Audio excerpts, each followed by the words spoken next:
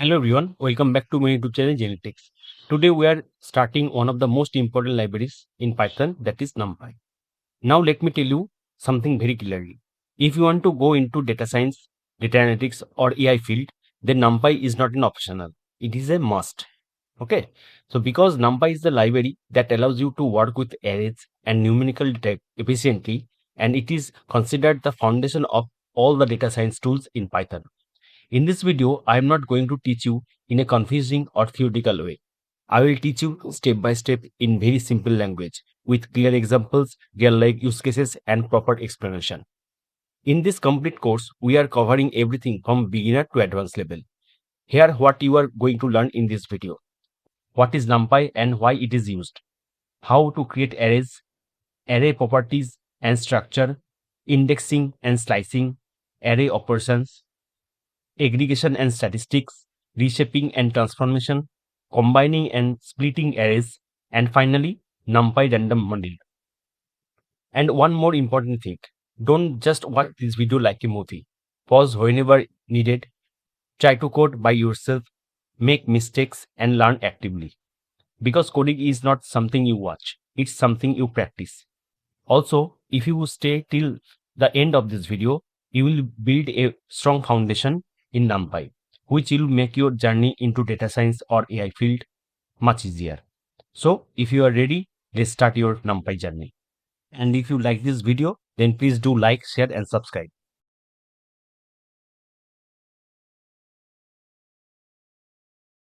So, our library name is NumPy. Okay. The full form of NumPy is Numerical Python. Okay. NumPy means Numerical Python. NumPy is basically a powerful Python library that helps us to work with arrays. Okay. Arrays and numerical data efficiently. Okay. It is a powerful library that helps us to work with arrays and numerical data efficiently. Okay. Suppose you are working as a data scientist or data analyst or machine learning engineer or deep learning engineer or AI engineer, whatever it is. In each position, you have to perform multiple mathematical calculation. Okay. So in every position, you have to do lots of mathematical calculation, right? Now remember, when you are working in any kind of industry, you will not work with thousands of data, okay, or lakh of data. Instead of, you have to work with millions of data. Okay, so your data set will be huge, right? So suppose there is a record, okay, millions of records. Suppose 1, 2, 3, 4, 5, dot, dot, dot, and like this, you have a millions of data. Okay. Now, suppose you have to calculate the average. Okay. You have to calculate the average of this data. Now, what you have to do? You have to add all the element one by one, right? Like this. Then you have to divide all the entire result. You have to divide with total number of records, right? This is the traditional method. So basically, this is our traditional method, right? So in order to find out this average, you have to follow this traditional method, right? This is one of the way. But the problem is, as this is million of records, so when you perform this type of traditional record, it might slow down your code, okay, and sometimes it might crash, right? So what is the solution to perform this type of operation? That is, the solution is NumPy array. Okay, solution is NumPy array. Okay. In NumPy, there are plenty of inbuilt functions that we can use directly. Okay, so to perform this average calculation, we just need to write NumPy dot mean, and here I have to pass my list. That's it. It will give me the answer. Understand? Whatever my record is there, it doesn't matter. I just have to write NumPy dot mean and I have to provide my records and it will give me the answer. So basically it easy to code, okay, it is very fast, and it consume less memory, right? That is why whatever position you are working in, you have to use NumPy. NumPy is not a optional thing, okay? NumPy is not an optional library for you. If you want to work with any kind of industry in data science or data analytics or anything, NumPy is one of the most important and must-knowing library, okay? That is why we normally say NumPy allows us to handle large amount of data and perform calculation much faster than normal Python, right? Now, if you know Python, okay, if you know about Python, you must be knowing about list, right? Using list, we also perform mathematical calculation. See guys, if you don't know about Python, just go to my channel and check the playlist. I have already created a dedicated Python full complete course from beginner to advanced level. Just go and watch the video, okay? So using list, we perform different type of mathematical calculation. So if using list, we can perform mathematical calculation, then what is the necessity of using NumPy array? Okay, what is the reason of using NumPy array?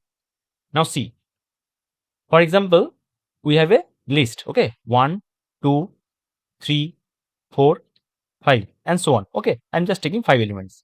This is my list. Now my task is I have to add 10 to each element, okay?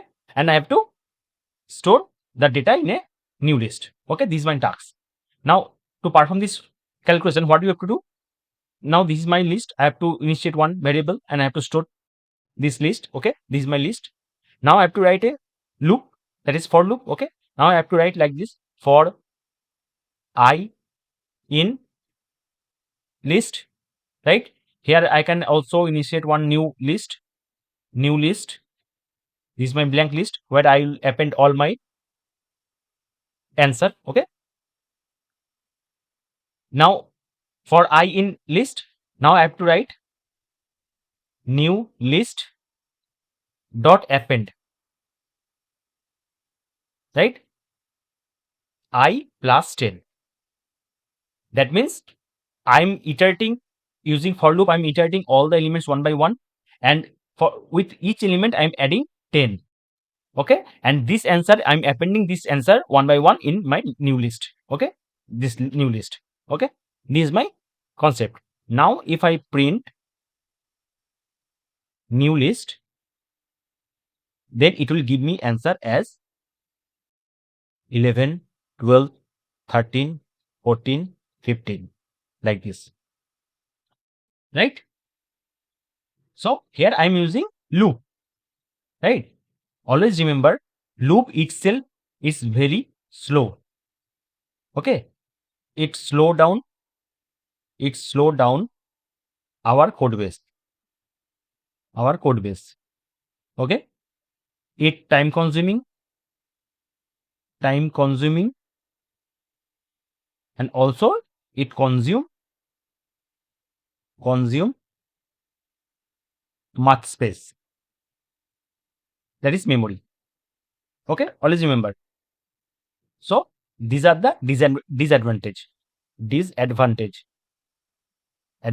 of loop, okay? Now imagine if you perform this type of loop in a millions of records, then will this execute? No, it will not execute. It will crash your system, okay? It will crash your system, and it will take long time. If you have high configuration of system, then might be it will be run, but it will take long time, okay? So to perform the same operation using NumPy array, what we can do? We just need to write NumPy. Okay, before that I have to create my array. So how we can create our NumPy array? We just have to write numpy dot array.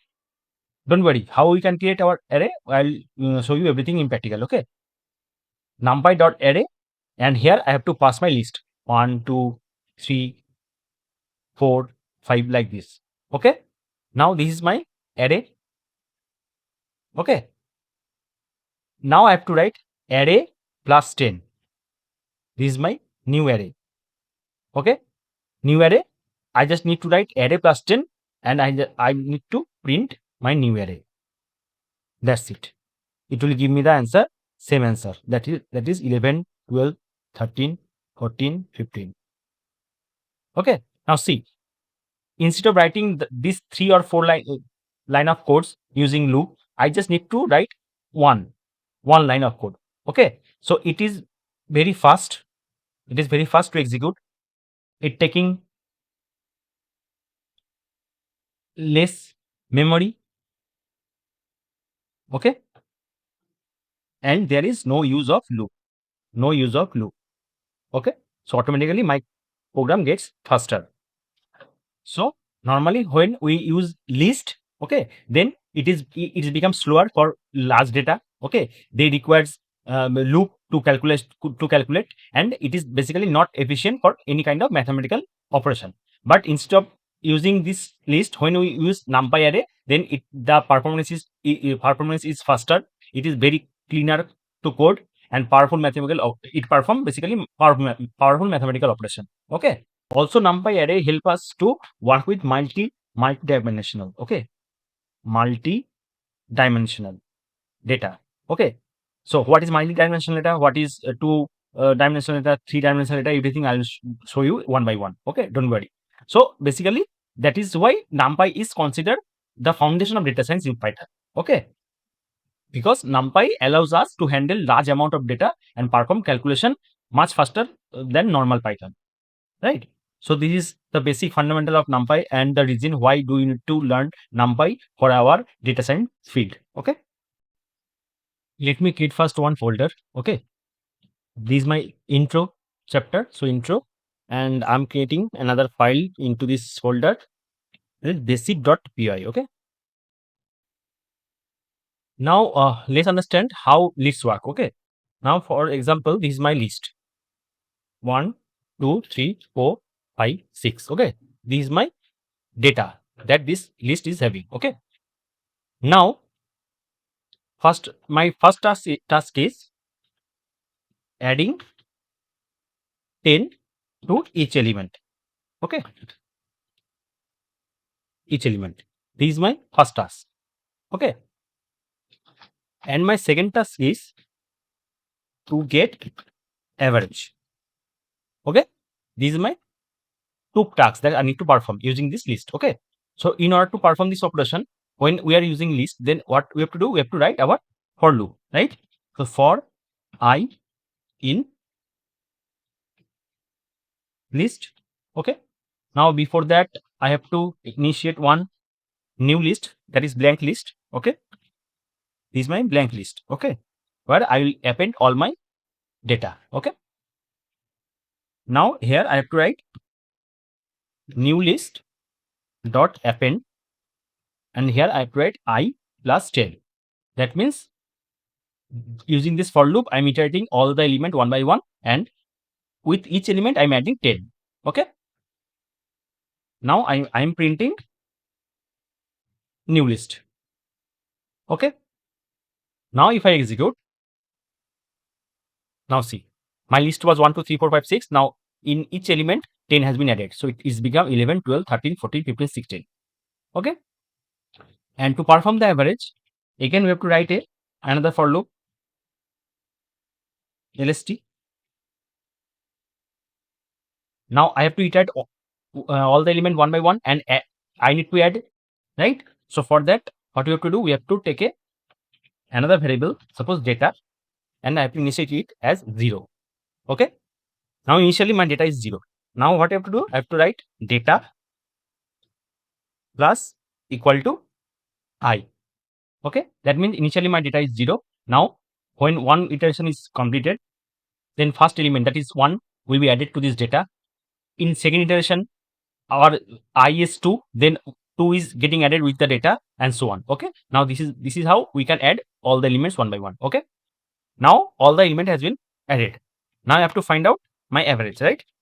So I have to print my average. So what will be the average? Average means I have to write data divided by the total number of elements. Okay, so for length, to find out the number of elements, I have to write length of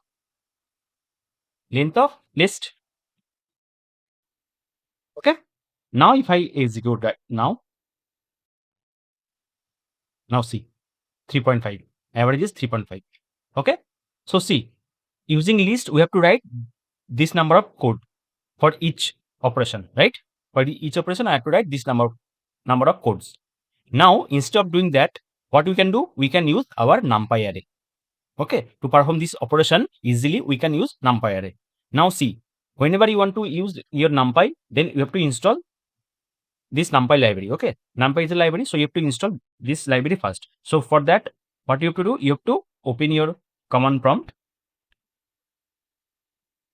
Okay, you have to open your command prompt and you have to write pip install NumPy. Okay, just you have to write pip install NumPy and you have to press enter. Now see, it is getting installed. So as already NumPy installed in my system, so it is showing requirement already has right. Okay, if you are installing the NumPy in your system first time, then it will install one by one. Okay, so this is how you need to install your NumPy first. Okay, once NumPy is getting installed, then you have to write like this: import NumPy. Okay, as np. Np is alive. Okay, you can use like this. You can use only, you can import NumPy and you can use direct the name NumPy as it is. Okay, but this is our naming convention. When we are writing any code, we can use any allies for this NumPy. Okay, we can use any to make it short. That's it. To make it short, we don't need to write NumPy everywhere.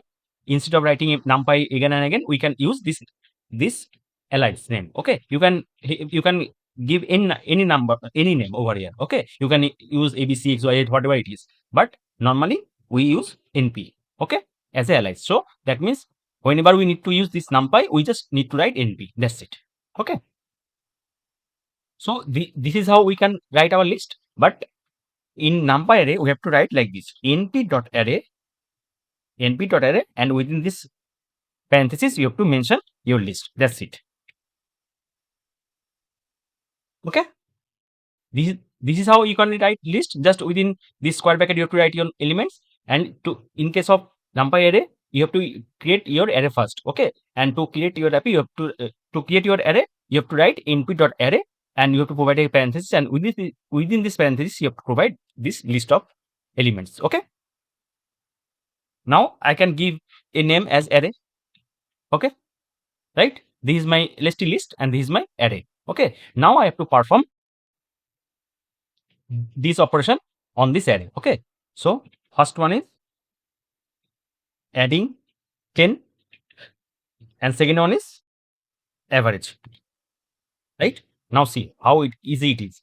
Now in case of adding 10, in list what we have done, we have to take this blank list, then we have to write our for loop, then we have to append all the elements one by one, then we have to print our final list, right? But in case of when we are working with NumPy array, then just we have to write, suppose new array, I'm giving a name. Okay, new array, and just I have to write array, that is a double r plus 10. That's it. Now if you run new array,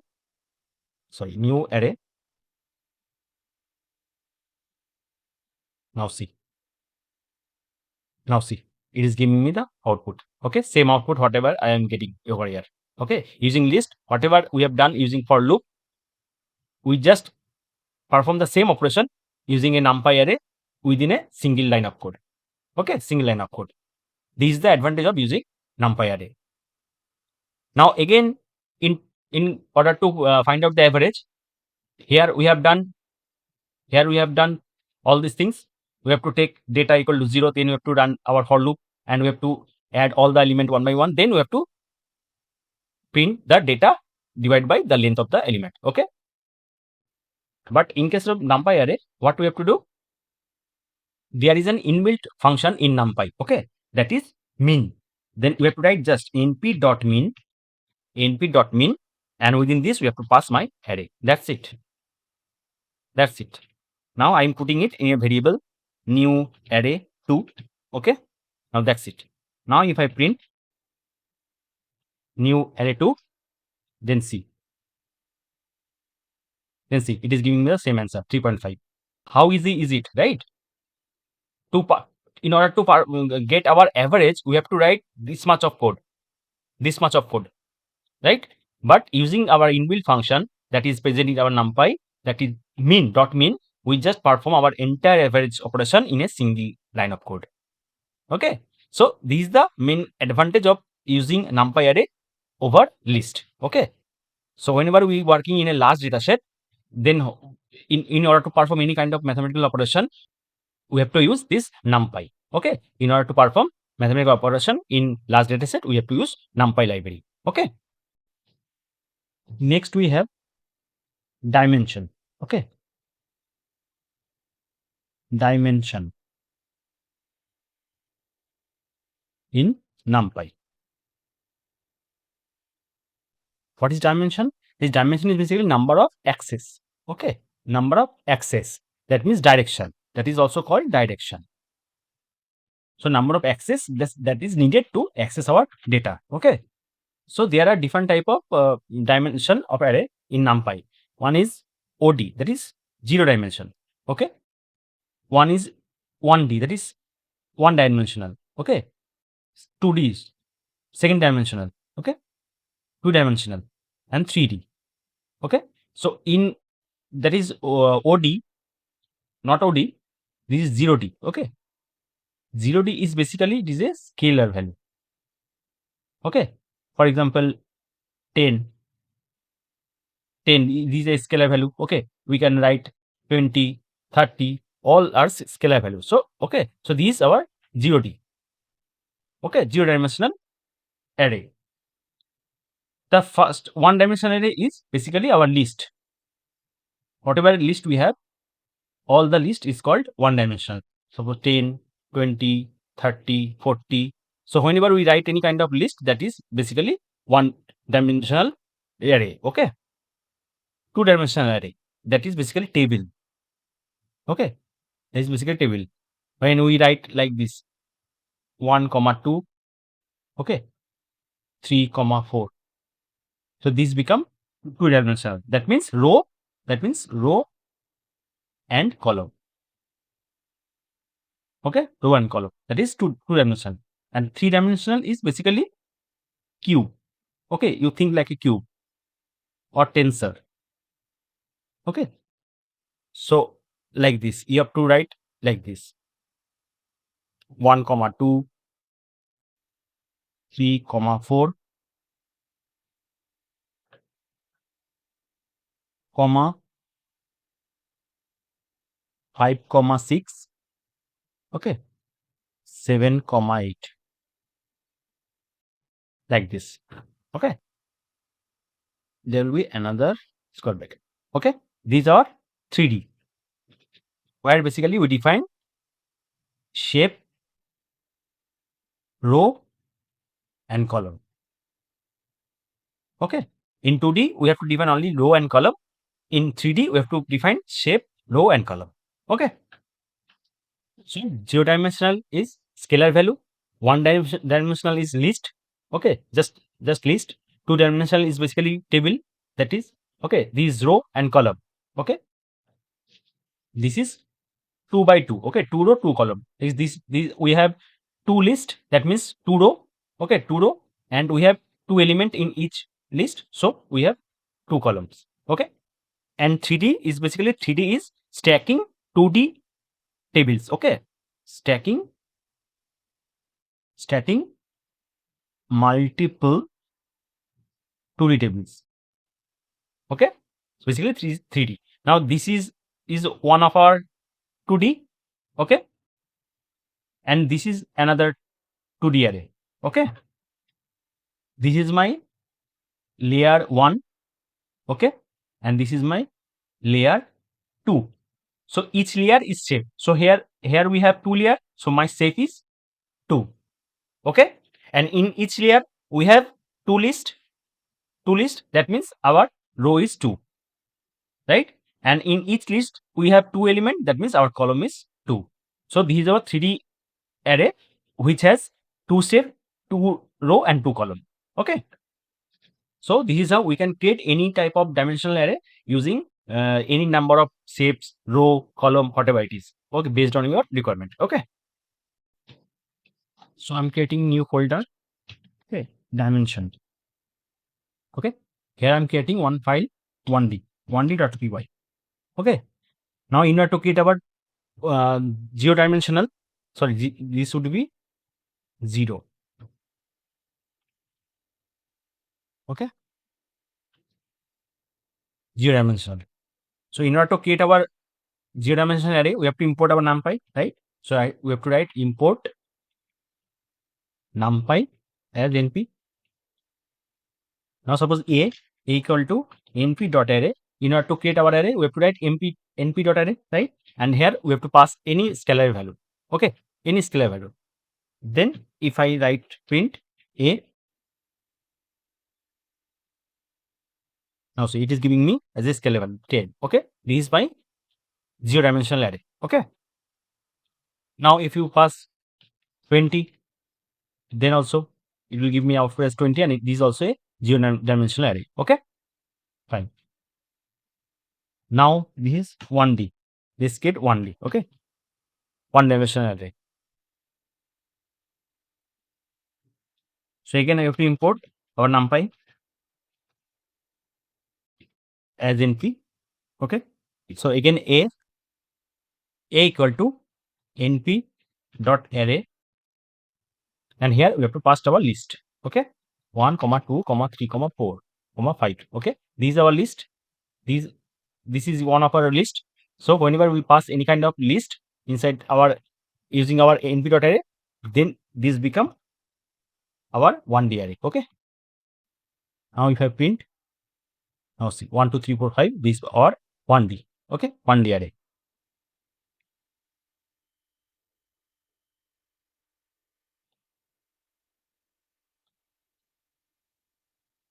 Next is 2D array. Okay, 2D.py. Now again import NumPy as np. Okay, again I have to write np.array.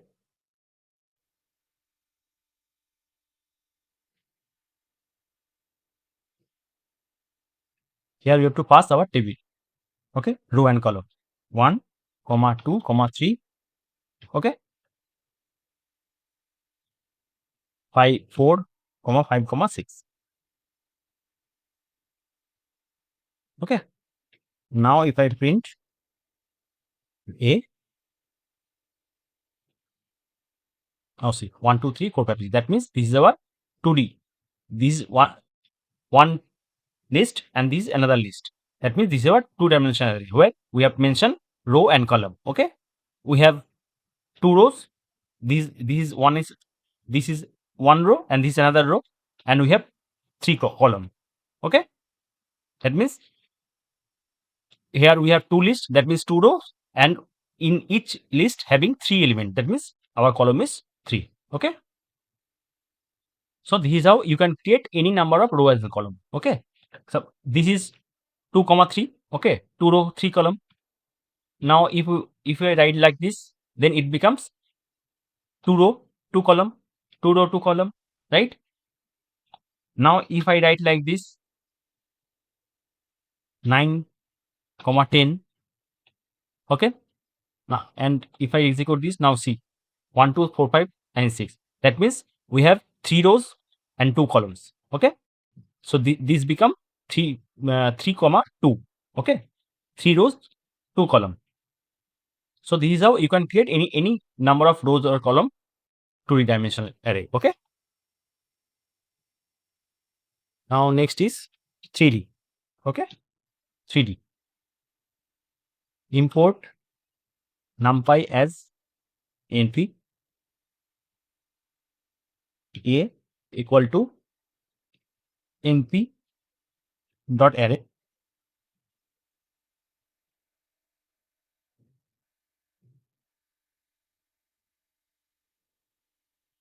Here I have to pass 1, 2, 3, 4, okay, comma 5, 6, 7, 8. Okay. Now if I print a, now see, these are 3-dimensional array. Okay. Here we have 2 layer. Here we have 2 layer. That means our shape is 2. Okay. And in each layer we have 2 list. That means we have two rows, and each list having 2 element. That means 3 column. Okay. Sorry, 2 column. Okay. So this is our 3-dimensional array which has 2 shape, 2 rows and 2 columns. Okay. Now if I pass here another element was 9. Okay. Here 10. Here 11. Here 12. Okay. Now if I execute, now see, this is also my 3-dimensional array. Here we have 2 layer. We have 2 layer. That means our shape is 2. And here we have 2 list in each layer. That means we have 2 rows, and each list having 3 element. That means we have 3 column. That means 2 shape, 2 row, 3 column. Okay. Now this is how if we create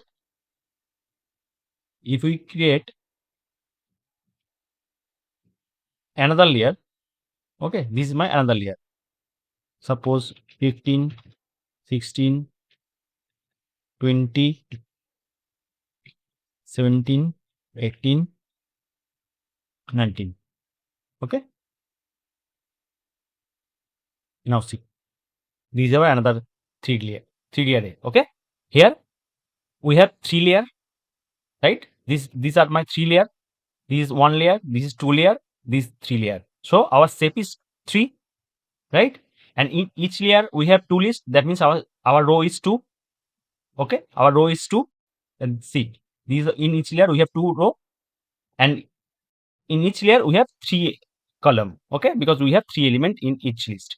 Okay, so basically these are 3 shape, 2 column, and 3 sorry, this is 3 shape, 2 row and 3 column, right?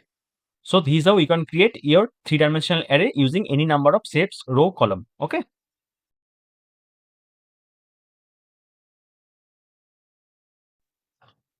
In this module, we will see different type of array creation method. Okay. Array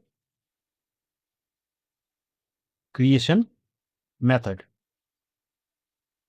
So why do you need to create different type of array? See, sometimes we required, based on our project requirement, sometimes we required empty array. Okay. Sometimes we required pre-filled array. Like we need a array that is filled by 0 or 1 or any constant number. Okay. So sometimes we require this type of array. Sometimes we need some range of numbers. Okay. For example, we want any array that will start from 0 and it will go to up to 10, and each element will be step would be 2. That means in each element will be difference of 2. Okay, that means like this. Might be it will start from 0, then 2, then 4, then 6, and so on. Okay. Sometimes we required range of number where we can start from 0, then we need to go up to 10, and within this range I want, suppose 5 number. Okay, 5 number of elements I want, or 6 number of elements. That means in this list there will be any six number. Okay, 0.1 or 2.5 like this. Okay, there is no step, there is no particular step you need to define. You just need to define how many element you required, and it will give the same number of element in your list, and the step will be same. That means the difference between two element will be same, but that will be calculated automatically. Okay, so this type of requirement, sometimes this type of array we required in our project. Okay, so in order to create this type of array, we need to follow some methods. Okay, for example, previously we have learned how to create array. Okay, that is np dot array, that means numpy dot array, and within this parenthesis we have to provide our list, right? This is how we can create our array. Now there is another process, that is np dot zeros. Okay, and here you have to provide your shape. So what will happen whenever you use np dot zeros and you will provide shape, that then your array will be created with the same shape that you have provided, but that will be prefilled by zeros. Okay, now for example, if you write something np dot zeros and provide 5, then you will get 5 zeros, a list of 5 of zeros. Okay, now if you write something like this, zeros 2 comma 2, that means 2 row, sorry, comma won't be here because in array there is no comma. Okay, 2 row and 2 column like this, right? So this is how we can create our array of any shape that would be prefilled with zeros. Okay, in the same way there is another function, that is np dot 1. Okay, np dot 1, np dot ones. Okay, here also you need to provide your shape. It is also works same like np dot zeros. Okay, only difference is here our array will be prefilled by 0, here our array will be prefilled by 1. Okay, now if you write np dot ones and provide 5, then you will get a list of 5 1. Okay, in the same way if you write np dot ones and provide 2 by 2, that means you will get 1 1 2 row 2 column, and that will be prefilled by 1. Okay, this np dot ones. Now sometime you required any array that will be prefilled by any constant, that is your requirement. Okay, suppose I want a array that will be prefilled by 3. Okay, not 0, not 1, it will be prefilled by 3. Then how can we do that? In that case we have to use another function, that is np dot full. Okay, np dot full, and here you have to pass your shape, comma, what is your constant, that is 3. Okay, now if you write np dot full, and here if you write 2 comma 3, then you will get 3 3. Okay, that means I want 2 element and that will be prefilled by 3, so 3 3 will be coming. So sorry, comma won't be here. Okay, now in the same way if you write np dot full, and here you can pass 2 comma 2 and comma 3, that means I want 2 column, 2 row 2 column, and that will be prefilled by 3. Okay, so the output will be like this: 3 3 3 3. Okay, so using np dot zeros we can create any array of any shape that will be prefilled by 0. Using np dot ones we can create any array of any shape that will be prefilled by 1. And using np dot full we can create any array of any shape, and that would be prefilled by any constant. Okay, that will be defined by us. Okay, any constant, right? So these are the difference between np dot zeros, np dot ones, and np dot full. Okay, this is basically required when we define our shape. Okay, define our shape. So basically this is from whenever we need to create any array from shape, then we have to use these techniques. Okay, zeros, ones, or full. Now, when we need to create any array from any numerical range, okay, numerical range, okay, then we have to use one function that is np.arange, okay, np.range, and here we have to pass our start position, stop position, and step, okay. Here always remember this stop position is excluded, okay, always remember. So if you write np.arange, start position is 0, stop position is 10, and step is 2, then we'll get, then our output would be start position is 0, then 2 step, that means we have to forward by 2, okay, then second element would be 2, then another 2 step, that means 4, next is 6, next is 8, and the last one would be 10, but 10 is our stop position, and that is excluded, so 10 won't be printed over here. So this would be my array, okay. So always remember, whenever you use a range, then you have to provide start position, stop position, and step, how many steps you want in each element, okay. And always remember, stop is excluded, okay. In the same way, there is another function that is np.linespace, okay, linespace, np.linespace. Here the format is almost same, start, stop, and number. Number means this is our start position, stop position, and number means how many element we want in my list, okay. Now for example, if you write np.linespace, start position is 0, stop position is 10, and number is suppose 5, that means I want my list that will be start from 0, that will be go till 10, and within this list I want 5 number of elements, okay. And the difference is line space and arrange is here stop position is included,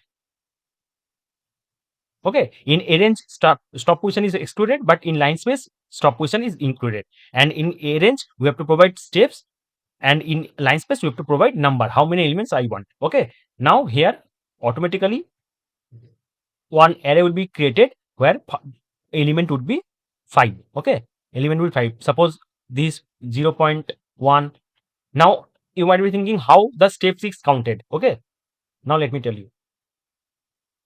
Now see, here 5 element would be there, okay, and the difference between each element would be same. And how this step is calculated within this within Python automatically, see, this is the formula, stop minus start divided by number minus 1.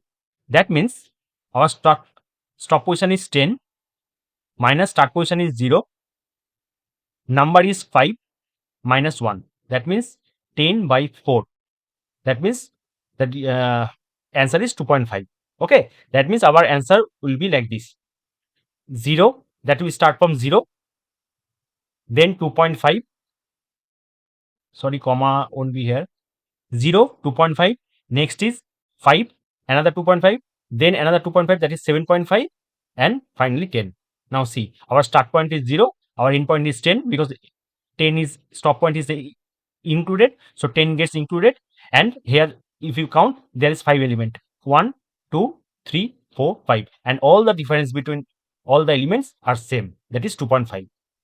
So you don't need to provide the step, okay, you just need to provide how many element you want. Automatically with using this formula, automatically the step will be calculated, and that will be applied here, and all the element will be printed automatically, okay. Now in the same way, if you write np.linespace, okay, now our count will start from 0, it will go up to 12, and suppose we want 7 number of elements, okay. Now how our step will be calculated, our stop minus start, right, divided by number minus 1, so our stop position is 12, start position is 0, our number is how many element I want, that is 7 minus 1, that means 12 by 6, that means 2. So our step will be 2. So our array will be printed like this. Start from 0, so 0, and step would be 2, that means 2, 4, 6, 8, 10, 12, because our end position included. And if you count, see 1, 2, 3, 4, 5, 6, 7. 7 element is there. That means our array start from 0, and it ends with 12, that is 12, and we want 7 element within this array. So there is 7 element. Okay, this is how line space work. So this is the difference between line space and arrange. In both cases, we have to create our array using a range, but there is nominal difference. That is, in arrange we have to provide step and our stop position is excluded. In line space, our stop position is included and we have to provide how many element we want, and the step will be calculated automatically. Okay, so these two are the inbuilt function by which we can create our array using numerical range. Okay, now I'm creating one folder, that is array method. Okay,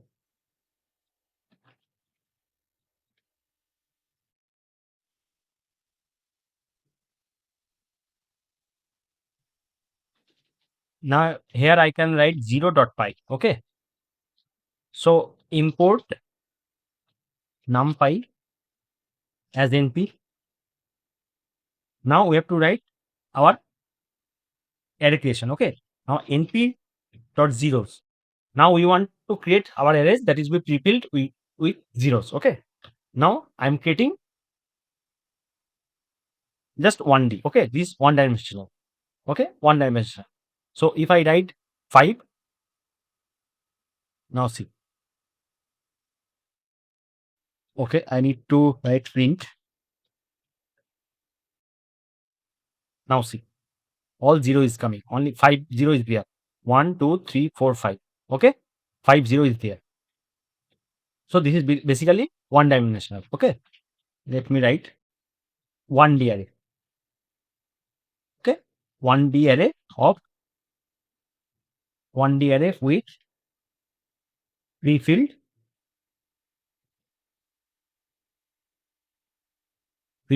with 0. Okay, now 2D array. Okay, 2D array with 0.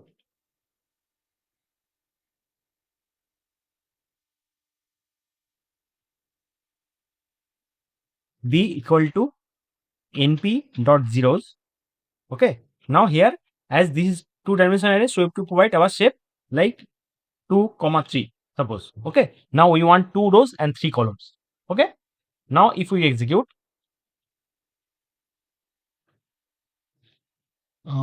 cannot interpret 3 as data type.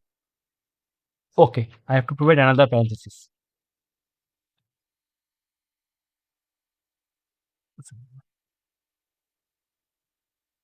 I can make this. I have to print my B. Okay, now see, this is my 2-dimensional array, and that will be printed pre-filled with 0. And here I have 2 rows. Okay, I have mentioned 2 rows and 3 columns. Okay, 3 columns. That is 3 columns. So this is my 2 by 3 array that will be pre-filled by 0. Okay. Next, create 3D array. Okay, with 0.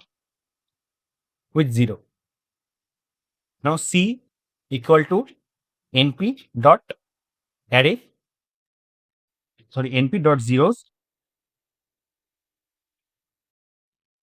and you have to provide your shape, that is 2, suppose 2, 2, 3,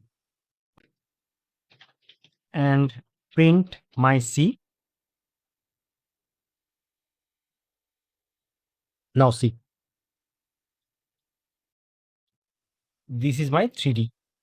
Why? Because 2, 3 means I need 2 layer.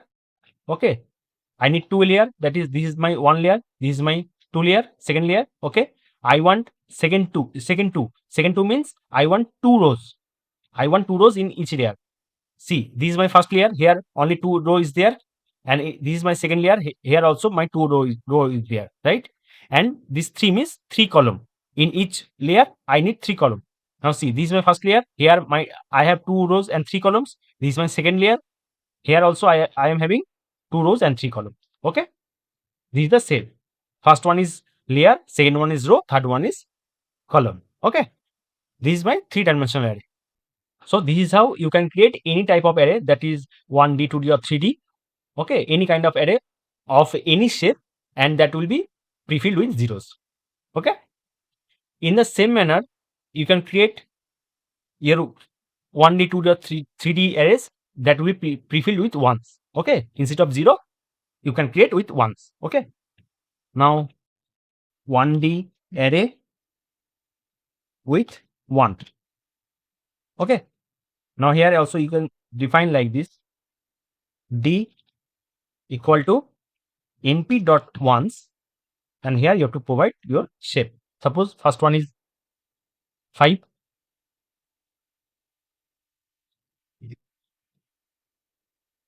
print D.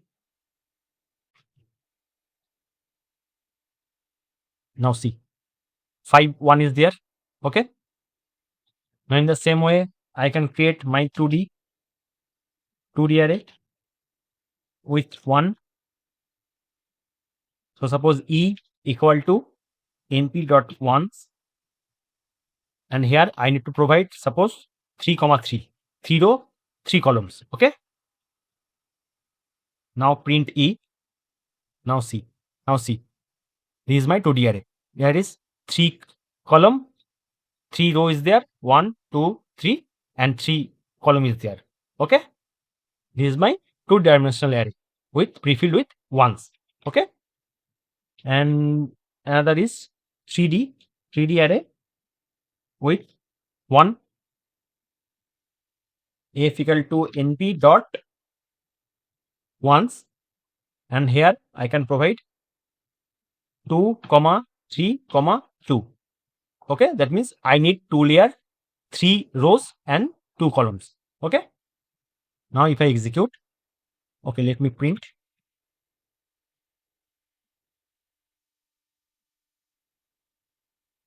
Now see, I mentioned 2 layer, that means this is my 1 layer, this is my second layer. Okay, the first layer, this is my second layer. Okay, in each layer I need 3 rows. Now see, 1, 2, 3, and in the second layer 1, 2, 3. I have 3 layers. So I have 3 rows, and I need 2 columns. Okay, now see, in each layer I have 2 columns, 1, 2, and these are 1, 2. Okay, this is my 3-dimensional array. So this is how we can create 1D, 2D or 3D array of zeros or ones. Okay, now next is, now suppose we want array with constant. Okay, suppose we need to create one array that will be prefilled with 7, and our array will be 3 of 3. Okay, so to create that type of array, what we have to do? Suppose I equal to np dot full. I have to write full. Okay, now here I have to provide my shape. Suppose I want 3, 3. That means 3 row and 3 columns of array. Okay, and I want that this array will be prefilled with 7. Okay, now if I print I, now see, this is my 2-dimensional array, this is my 2-dimensional array, and that is 3, 3. That is 3 row is there and 3 column is there. Okay, now if you want to create any 1-dimensional array, then you have to write like this: np dot full, and suppose we pass 5, and we need to prefill with 9.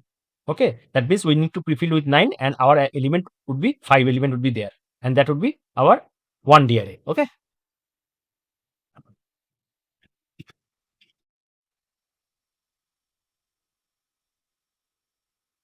now see, 5, 9 is there.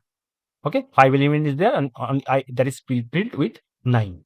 Okay, So whenever you want your array has to be pre-filled with any particular constant, then you have to use np.full. Okay.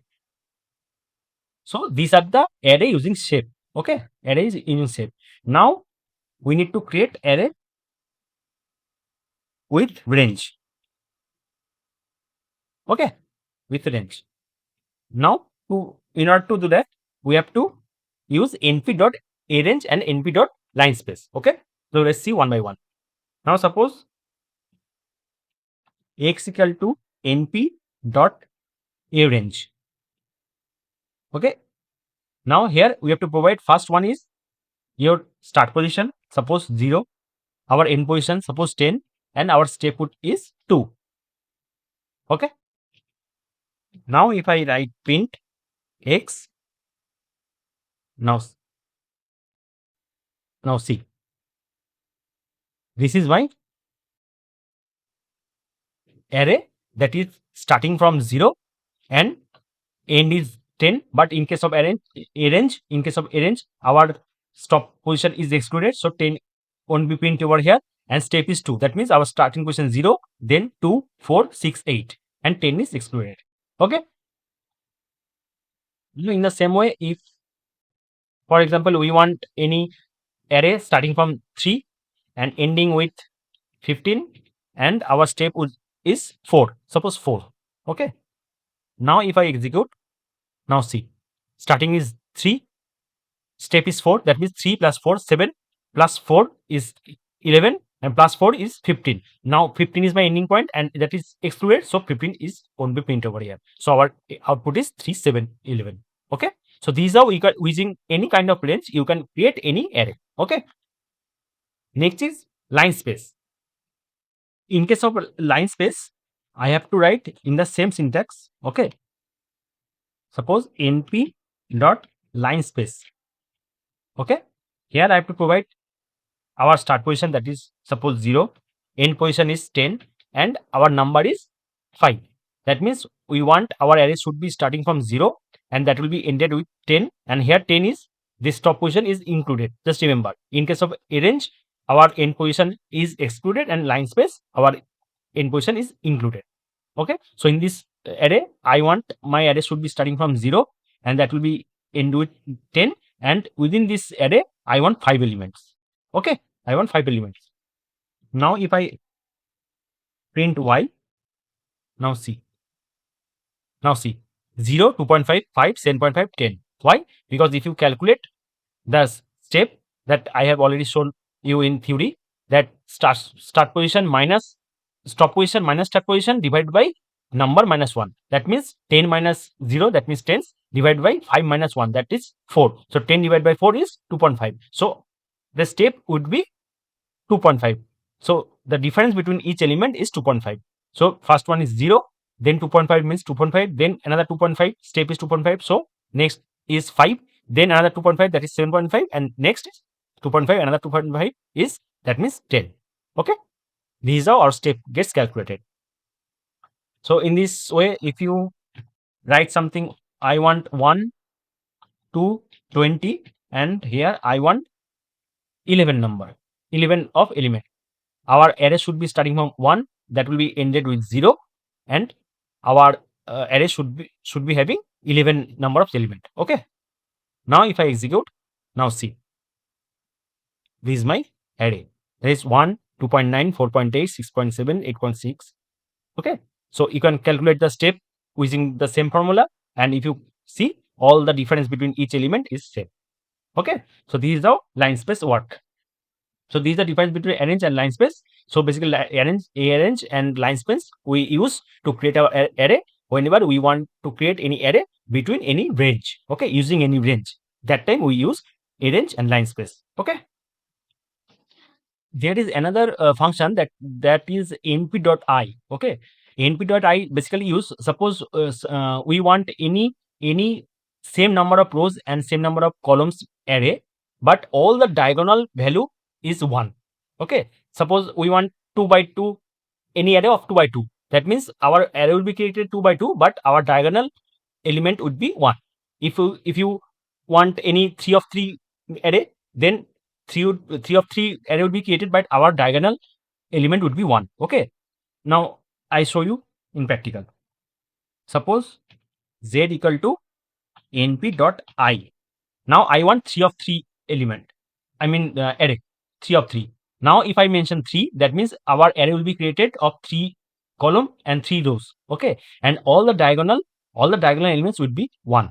Okay, now if I print z, now see, now if I execute, now see, this is my 3 comma 3 array. I have 3 rows and 3 columns, and all the diagonal value is 1.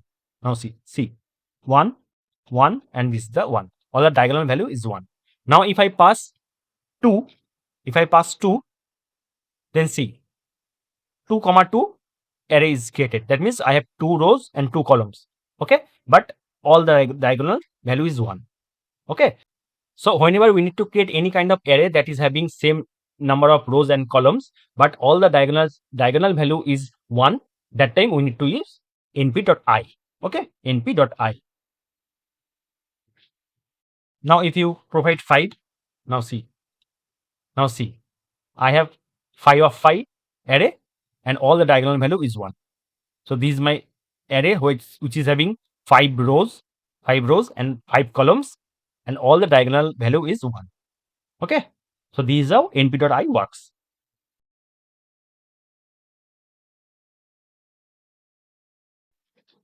In this module we will see our array property. Okay, array property.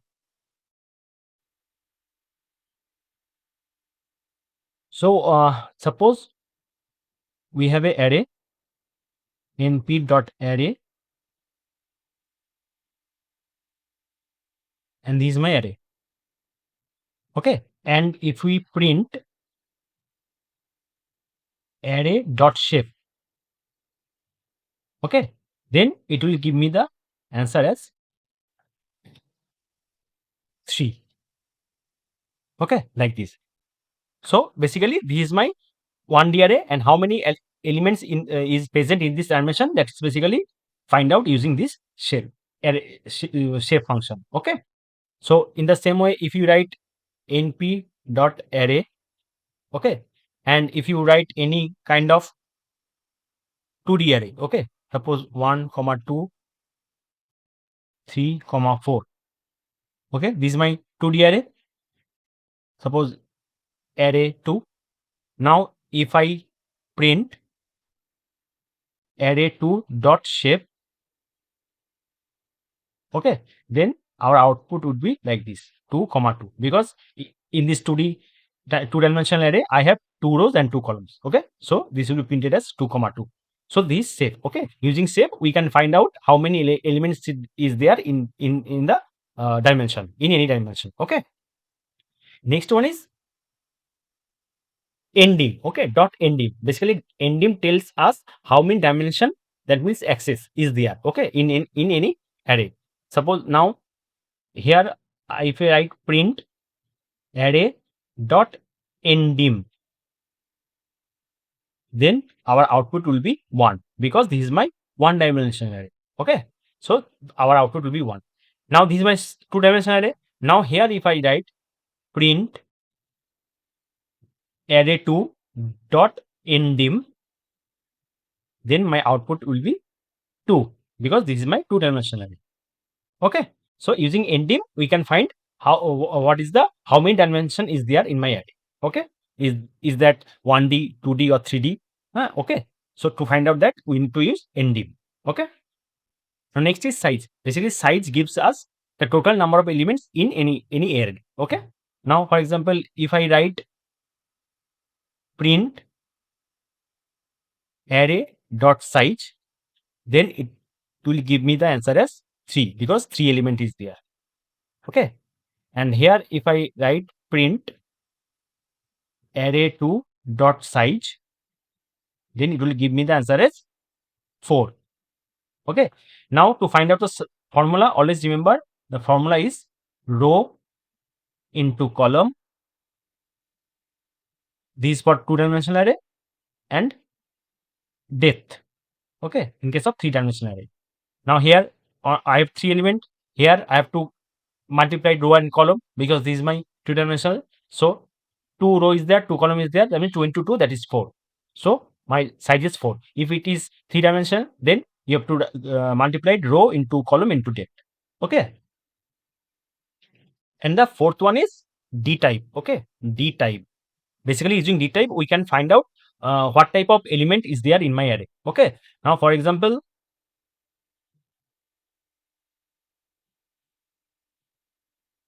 if I have one array, okay, np.array, and here I pass 1, 2, 3, okay, and I have another array, array2, np.array. Here I can mention 2.5, 3.5, 7.5, like this. So if I print array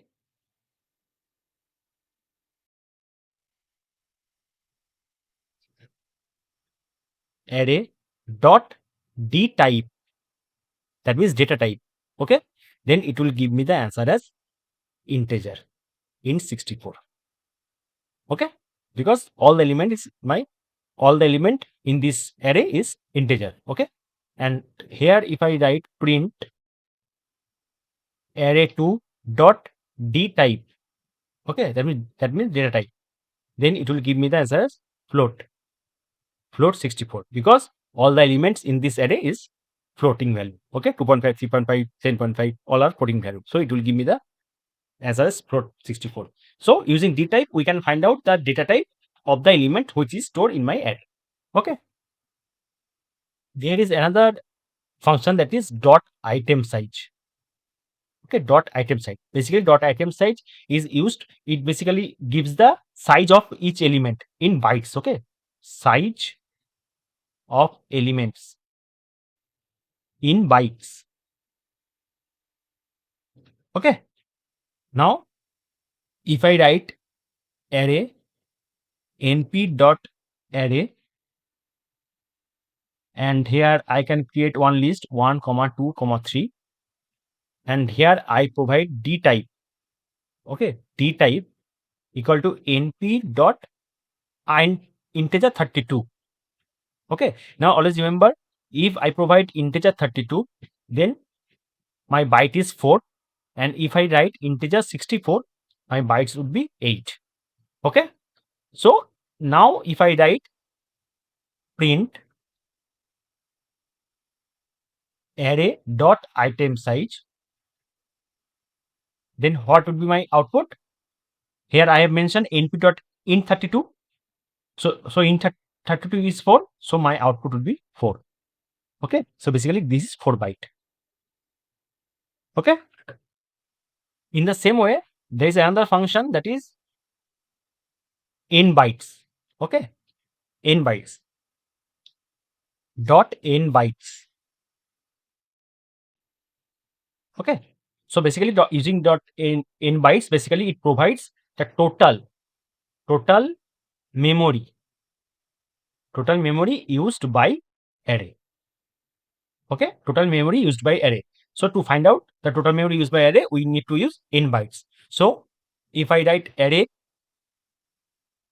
np dot array, okay, here my list is 1, 2, 3, comma D type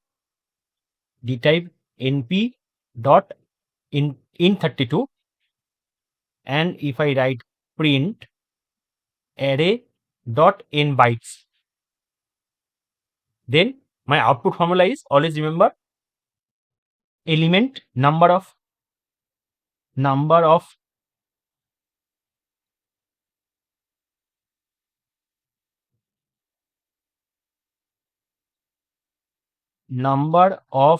element multiplied by bytes. Okay, so this is my formula. So here how many elements is there? 1, 2, 3. 3 elements is there. And what is the byte? I have mentioned np dot int 32.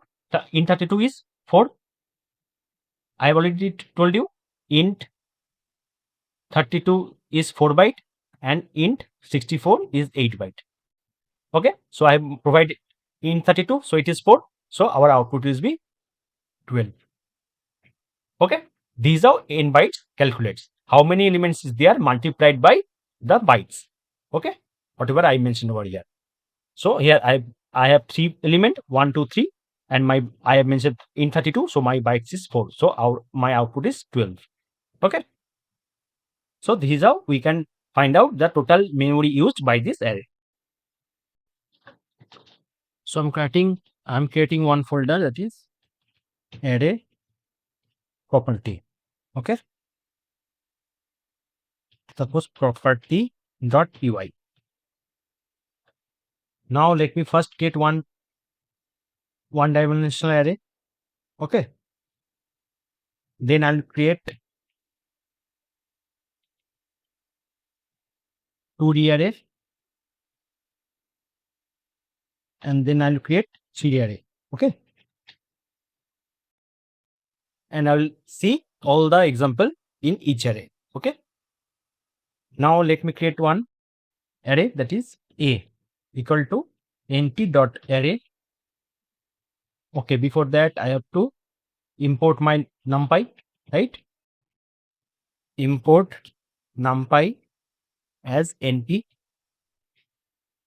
So np dot array. Here I need to provide my list. Okay. Now if I write print a dot shape. Okay.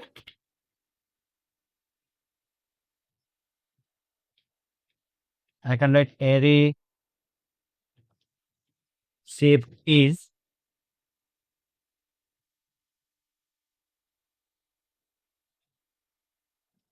now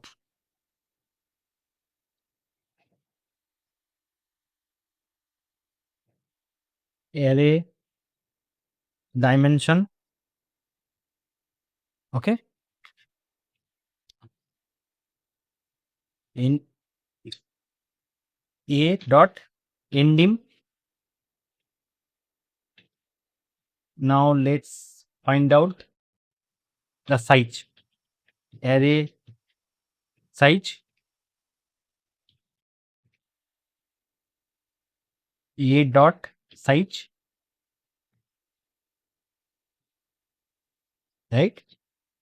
And I can mention the data type. Okay. Array data type a dot d type. Okay. So using this shape, I can find out my shape of this array. Okay. Using ndim, I can find out the dimension of this array. Using size, I can find out the size of this array. And using dtype, I can find out the data type of the all the elements which is having this array. Okay. So let me, in the same way, let me create one two-dimensional array. Okay. np dot array. Here I can provide 1, 2, 3. Okay. And another is 4, 5, 6. This is my two-dimensional array. Now in the same way, I can print all of them. Here this would be b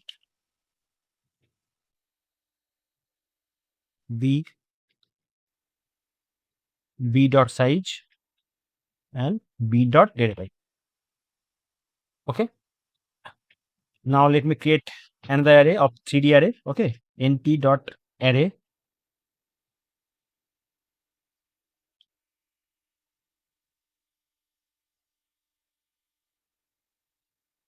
One, 2, 3, 4.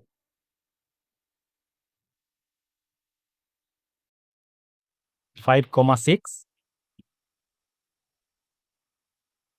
7, 8.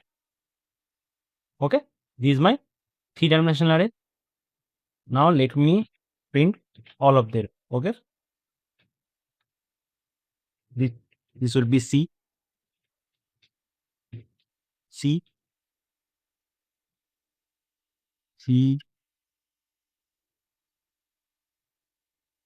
Okay, so I have created one dimensional array and print all of them. Okay, this is my two dimensional array and I have print all of them, and this is my three dimensional array and I have print all of them. Okay, now let's print. Now see, first there is 4 print. Okay, so first one is shape is 5 because in my 1D array there are 5 elements, so my shape is 5. Okay, dimension is 1 because this is my one dimensional array. Size is 5 because there is 5 element, 1 2 3 4 5. Okay, and the data type is int 64 because all the elements is my integer. In the second, shape is 2 by 3, that means 2 row and 3 column. This is my 2D array. So my in this array I am having 2 rows and 3 columns, right? 2 rows and 3 columns. So the shape is 2 comma 3. Dimension is 2 because this is my 2 dimensional array. So dimension is 2. Size is 6.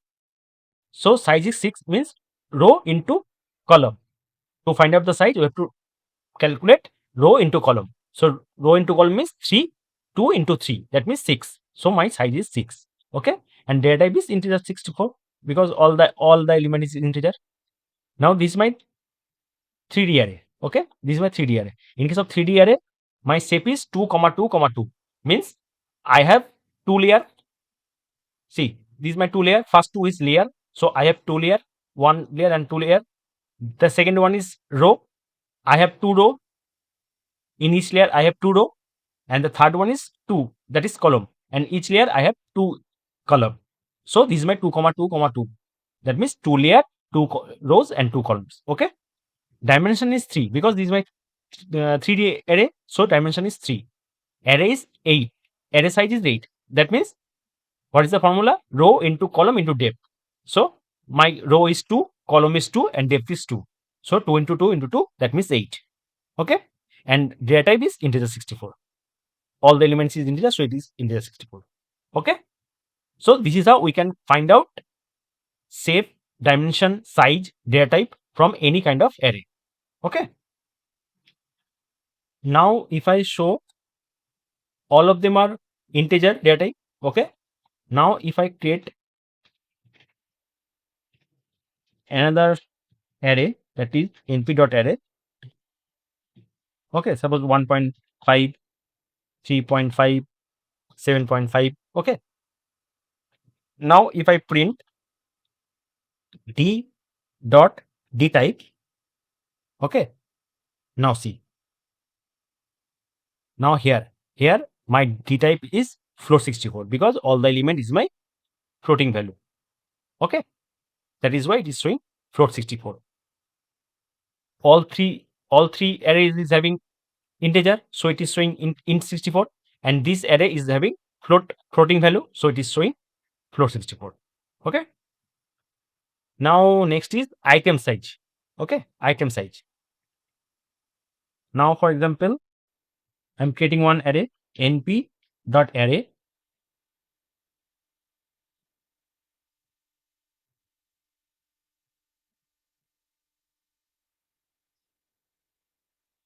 Now this is suppose 1 comma 2 comma 3. Okay, now here I have to pass my d type, that is np dot int 32. Okay, int 32. Now if I print e comma item size, that means I have mentioned d type np dot int 64. So int 32. So in case of int 32, my item size would be, that is the byte size would be 4, and int 64 byte size would be 8. So here if I print, now see, my output is 4 because I have used int 32. Okay, all my elements is integer, so I have to use integer, and I have used int 32, so it is showing 4. Okay, now if I mention over here, instead of int 32, if I mention int 64, now see, this become 8. Okay, previously it was 4 because I used int 32, so it was 4. Now I used int 64, so it becomes 8. Byte size is 8. Okay, In the same way, if I print e comma n bytes means the memory uses by this array. Okay, so what's the formula? Number of elements. Okay, number of elements, how many elements is there? So number of elements multiplied by bytes, that is in 64. For in 64 it would be 8, and in 32 it would be 4. Okay, so basically here my calculation would be 3 into 8. Okay, because there is 3 element, 3 multiplied by in 64. In 64 means 8. Okay, so 3 multiplied by 8, that would be 24. Now if I execute, now see, I am getting 24. Okay, here this is for item size is 8 and n bytes is 24. Now if I used in 32, now see my item size is 4 and n bytes is 12, because element is 3 multiplied by in 32 means 4. So 3 multiplied by 4, that means 12. Okay, so this is how we can find out the size, basically size of the element, that is in bytes, using dot item size, and the memory, what is the memory used by this array, that is calculated by this dot in bytes. Okay,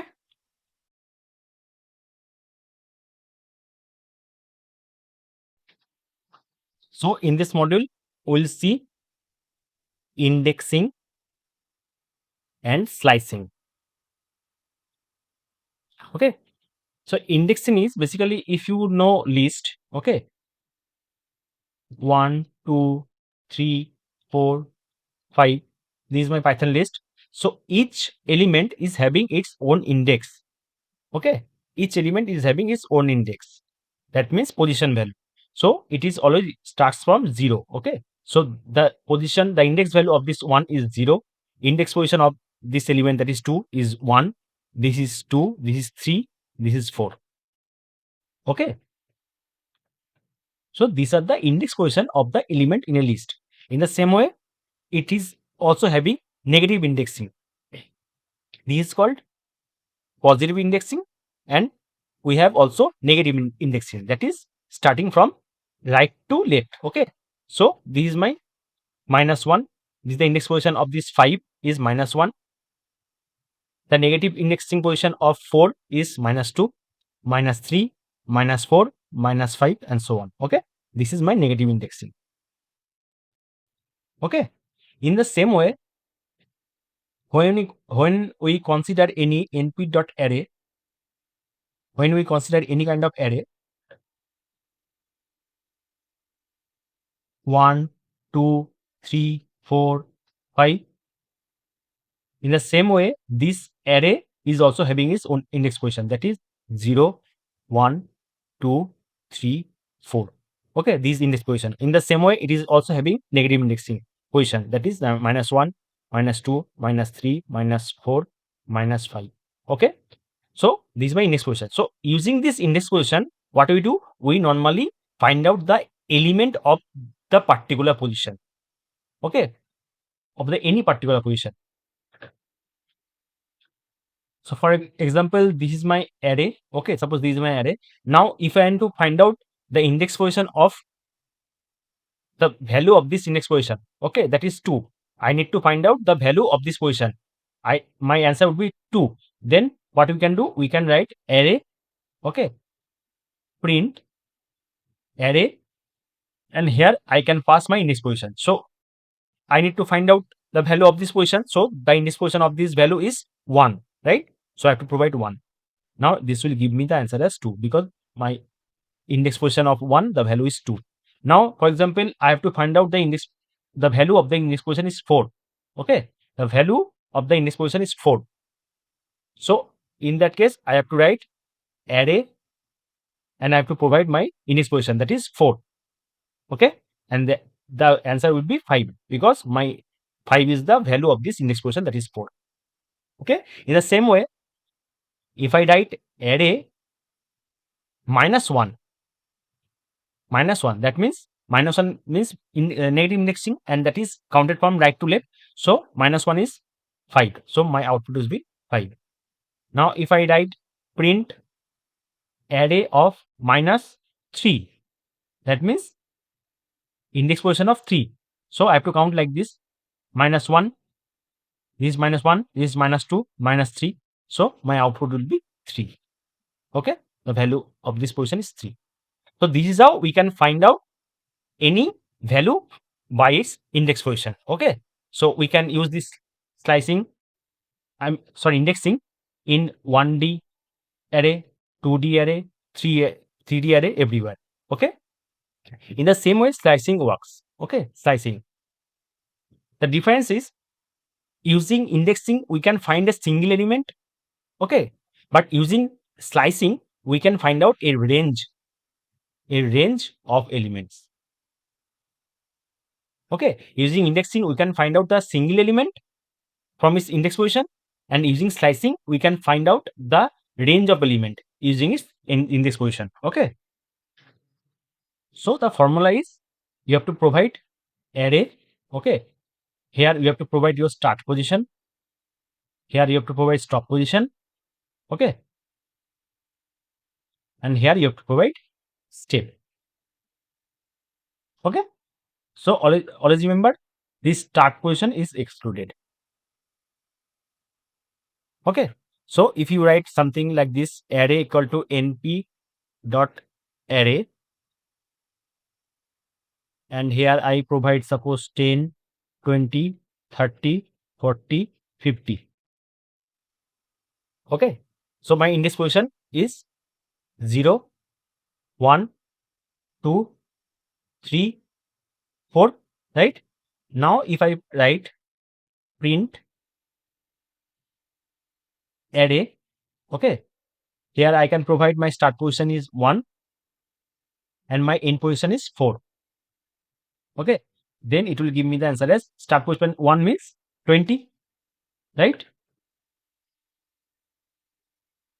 So my output would be 20, 1 after 2, that is 30, 40 and 4. My end position is 4, that means 50, but my fourth position is excluded, so my output will be till 40. Okay, so my output will be 20, 30, 40. Okay, so this is how slicing works. In case of indexing we can find out any element from any single element from its index position. In case of slicing we can find out the element of a range of element, okay, from its index position. Okay, now I'm creating another folder. Okay, indexing and slicing. So first one is indexing, indexing.py. Okay, so I'm creating for 1D array, 1D array. Okay, before that I have to import my NumPy as np.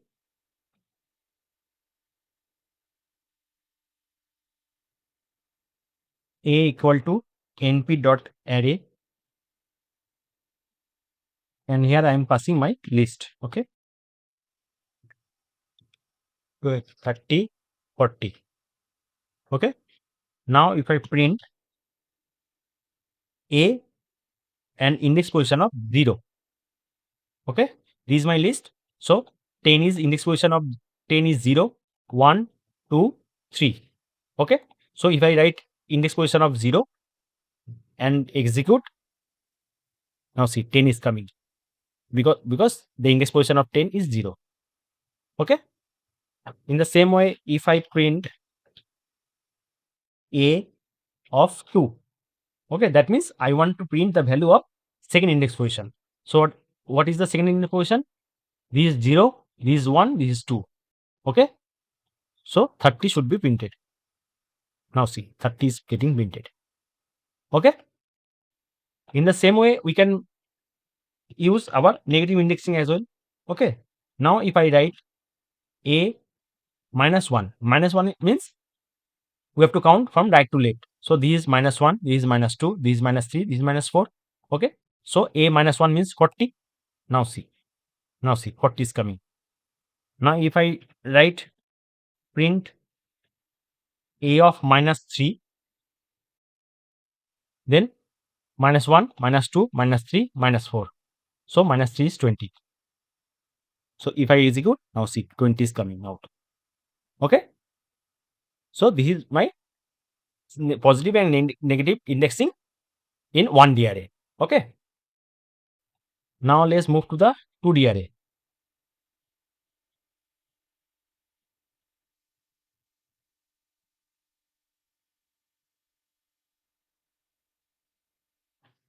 B equal to np dot array.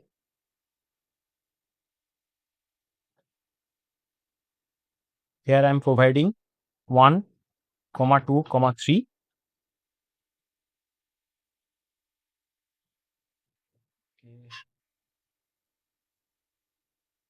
And here I provide 4, 5, 6. Okay, this is my 2D array. Okay. Now if I write print b 0, 1, that means as this is my 2D array, so first of all I have to provide my index name, then I have to provide my index position of the list in this array. Now here I have two lists. So index position of list is this is my 0, this is my 1. Okay, and this second position is the index position of the element within this particular list. Okay, that means if I mention b of 0, 0 means this list. Okay, and 1 means the first index position of this 0 list. That means within this list the index position of 1 is 0, this is 1, this is 2. So 0 of 1 means this list, 0 is this list, and 1 means this element 2. Okay, now if I execute, now see I am getting 2. Okay, I am getting 2. Now if I provide 1, 2, that means my index position of the list is 1, that means this is 0 and this is 1, so I have to consider this list. Okay, and the index position of 2 of this list, that means within this list I have to count my second index position, that is 0, 1, 2. That means our output should be 6. Okay, now if I execute, now see my output is 6. Okay, next is 3-dimensional. Okay, 3D array.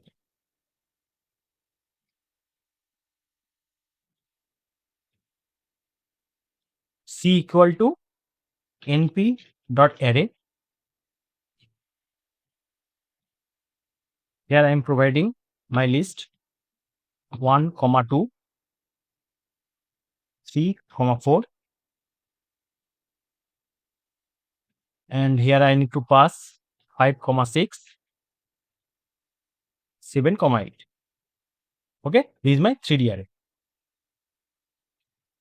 Now if I write print C, and here I have to pass, here I have to provide first is layer or block. Okay, block, that means which layer. That now second one is my row and third one is my column.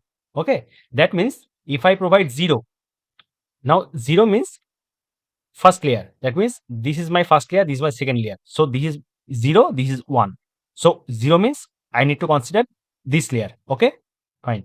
Now 1, next one is the first index position of this layer, first index position of this layer, that means first index position of this layer means this is my, in this layer, this is my 0 index position, this is my first index position, this is 0, this is 1.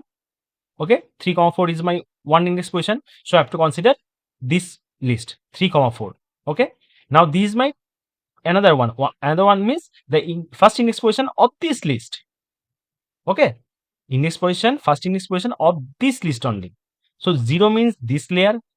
Okay, next one is means one index position of this layer, that means 3, 4 this list, and the another first index position, that means in this list my first index position, that is 4. Okay, so if I print C of 0, 1, 1, then it will give me the answer as this 4. Okay, now see, it is giving me answer as 4. Okay, now in the same way, if I need to access this 6, okay, then what we need to read, what we need to write, that is, this is my first layer, so I have to provide 1 here, right? Then in this layer, which list I need to consider, this is the first list, that means 0th position, 0 index position of this list, that means I have to write here 0, right? And in this list, which index position I need to consider, this one, that means 0, 1, the 6 is 1, that means 1.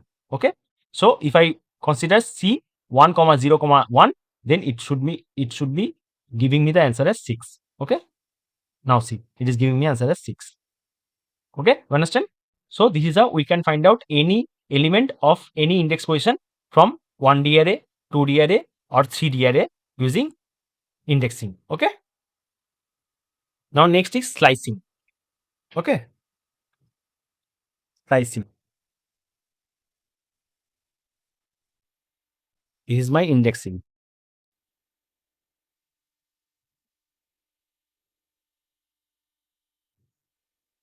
Slicing 1D array. Okay, suppose array equal to np dot array 10, 20, 30, 40, 50. Okay, now print array. Here I have to provide my start, stop, and steps. Step is optional. Remember, step is optional, and stop is excluded. Okay, now for example, I need to start with index position of 1 and I have to go till 4. 4 is excluded. Okay, so array 1 is to 4 means it will start from 1 index position and it will go to up to 4 index position, but 4 is excluded. So what is the index position of this list? That is, this is 0, this is 1, this is 2, this is 3, and this is 4, right? So it will start from 1, that means this position 20. It will go 20, 30, 40, 50, but 50 is my fourth position, but 50 is excluded, so it will be printed as 20, 30, and 40. Okay, now if I execute, now see, 20, 30, 40 is coming out. Okay,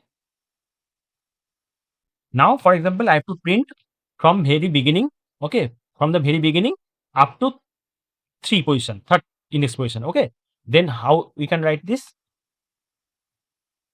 If we keep the first position, that means we want to start from the very beginning and we have to provide just only our end position, that is 3. Okay, that means I skip the first start position, that means it will start from the very beginning. Okay, that is 10, and it will go up to third index position. Third index position means 0, 1, 2, 3, that means 40, and 3 is included, so 40 will be excluded. Okay, so it will be printed as 10, 20, 30. Okay, now see, 10, 20, 30, it is printing as 10, 20, 30. Okay, in the same way, if you want to print from first position till the end, then you can skip the last position. Okay, you can skip the last position. Now if I print, now see, 20, 30, 40, and 50, because first position is my 20 and I have skipped the end position, so it will go up to the end. Okay, so it is printing as 20, 30, 40, and 50. Okay, now as step is optional, okay, step is optional, but you can provide based on your requirement. Okay, so for example, I need to print from 0th position, okay, 0 index position, and I want to go till 5th position, and my step is 2. Okay, my step is 2. Now if I print, now see, my 0th position is 10, so it is starting from 10. Okay, it will go up to 5th position, that means 4th position, because 5 is excluded, so 0, 1, 2, 3, 4, that will go to up to 50. Okay, and my step is 2, so in every second element will be printed. So first one is 20, then it will skip the one element, then it will print the second element because step is 2. So it will go to the second step, that is 30, and then it will go to the 50. Then our print is 50. So my output is 10, 30, 50. Okay. Now next is 2D array. Okay. Array 2 equal to np dot array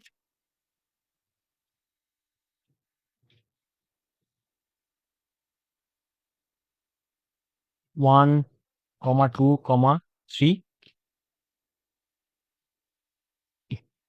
4, 5, 6. Another is 7, 8, 9. Okay, this is my 2D array. Okay. Now if I print array 2 of 1. Now see, in this 2D array, this is my index position of this list is 0. Always remember, okay? Index position of this list is 0. Index position of this list is 1. Index position of this list is 2. Okay? This is 0, this is 1, this is 2. Okay? And in this list, this 0 index position, this is 1, this is 2. In this list, the 4 is 0, 0 index position. This is first, this is second. And in this list, this is my 0, this is my 1, this is my 2. Okay? Fine. Now, if I write just array 2 of 1, okay, that means my index position of this array, that means this one, this is 0, this is 1. Okay? So, my output should be 4, 5, 6. Now, see, my output is 4, 5, 6. Okay? So, this is how, basically, this is how we can extract our rows. Okay? Now, if I write array 2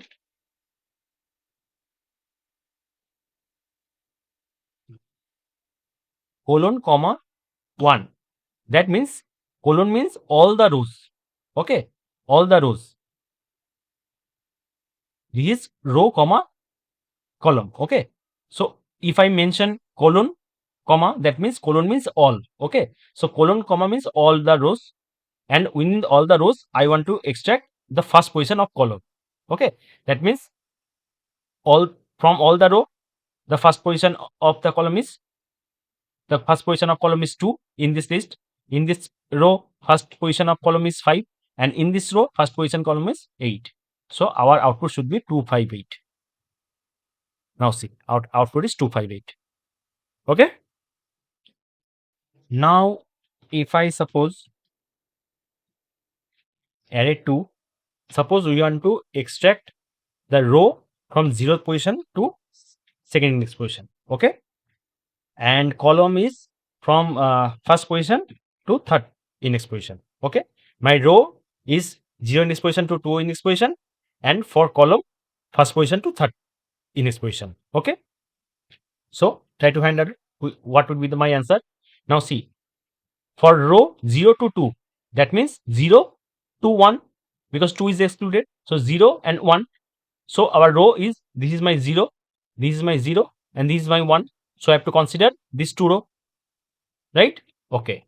Now, in case of column, it is 1 to 3. That means 3 is excluded. That means 1 to 2. 1 index position to 2 index position. So, in case of column, my index position 1, this is 1, this is 2, because I have to go 1 to 2.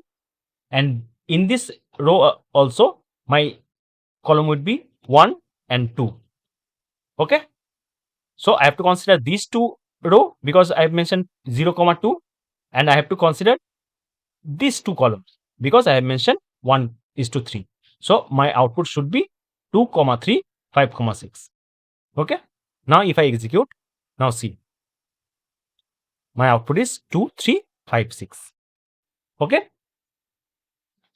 So this is how we can use our slicing in 2D array. Okay. Now let's move to the next part, that is 3D array. Okay. 3D array.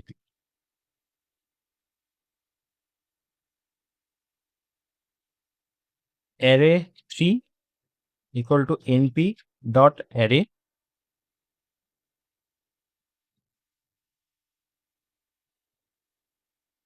1, 2, 3, 4,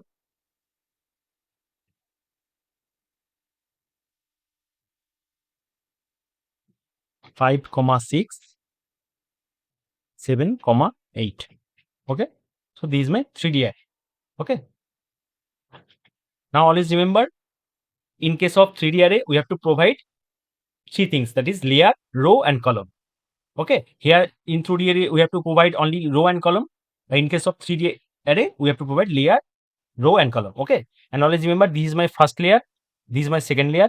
So this is my 0 layer, this is my first layer. Okay, that is 1. And in this layer, this is my 0 list. This is the first index position of this list. And in this layer, this list is my 0th index position, and this list is my first index position. Okay, and in this list, in this single list, this is my 0, this is my 0th position, and this is my first index position, that is 2. Here also this is my 0, this is my 1. Here also this is my 0, this is my 1, and here also this is my 0, this is my 1. Okay, just remember. Now let's start. Now if I write print array 3, and here I provide only colon. Colon means all. Okay, colon means all. And if I execute, now see, my entire 3D array is coming out because I have mentioned colon. That means all. I want to print all. Okay, fine. Now I need to access my first layer only. Okay, this is my first layer. I need to access my first layer only. Okay, so in order to access my first layer only, I have to write print array 3 0. I told you this is my layer 1. That means index position of this layer is 0. Index position of this layer is 1. So if I provide array 3 of 0, then it will fetch out this layer. Okay, this first layer. Now if I execute, now see, 1, 2, 3, 4. Only this layer is coming out. 1, 2, 3, 4. Okay, this line. Okay, 1, 2, 3, 4 is my coming out. So this is how we can access our first layer. Okay. Now if I want to access all layer but first row. Okay, let me do one thing. Let me print this dash. Okay, so it will be easy to understand. Okay,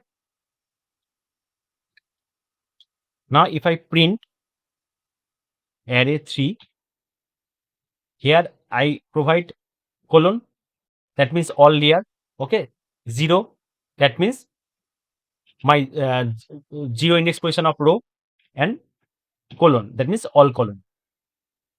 Okay, so I have mentioned colon, that means I want to access all the group, all the layer. Okay, now here I mentioned 0 column, 0 row, that means in all the layer I have to access my 0th index position of the row. That means here 1, 2, this list and this list.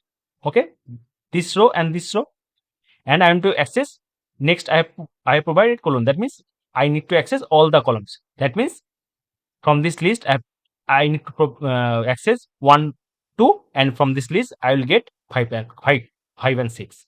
Okay, now if I execute, now see, 1, 2, 5, 6, that is this list and this list. Okay,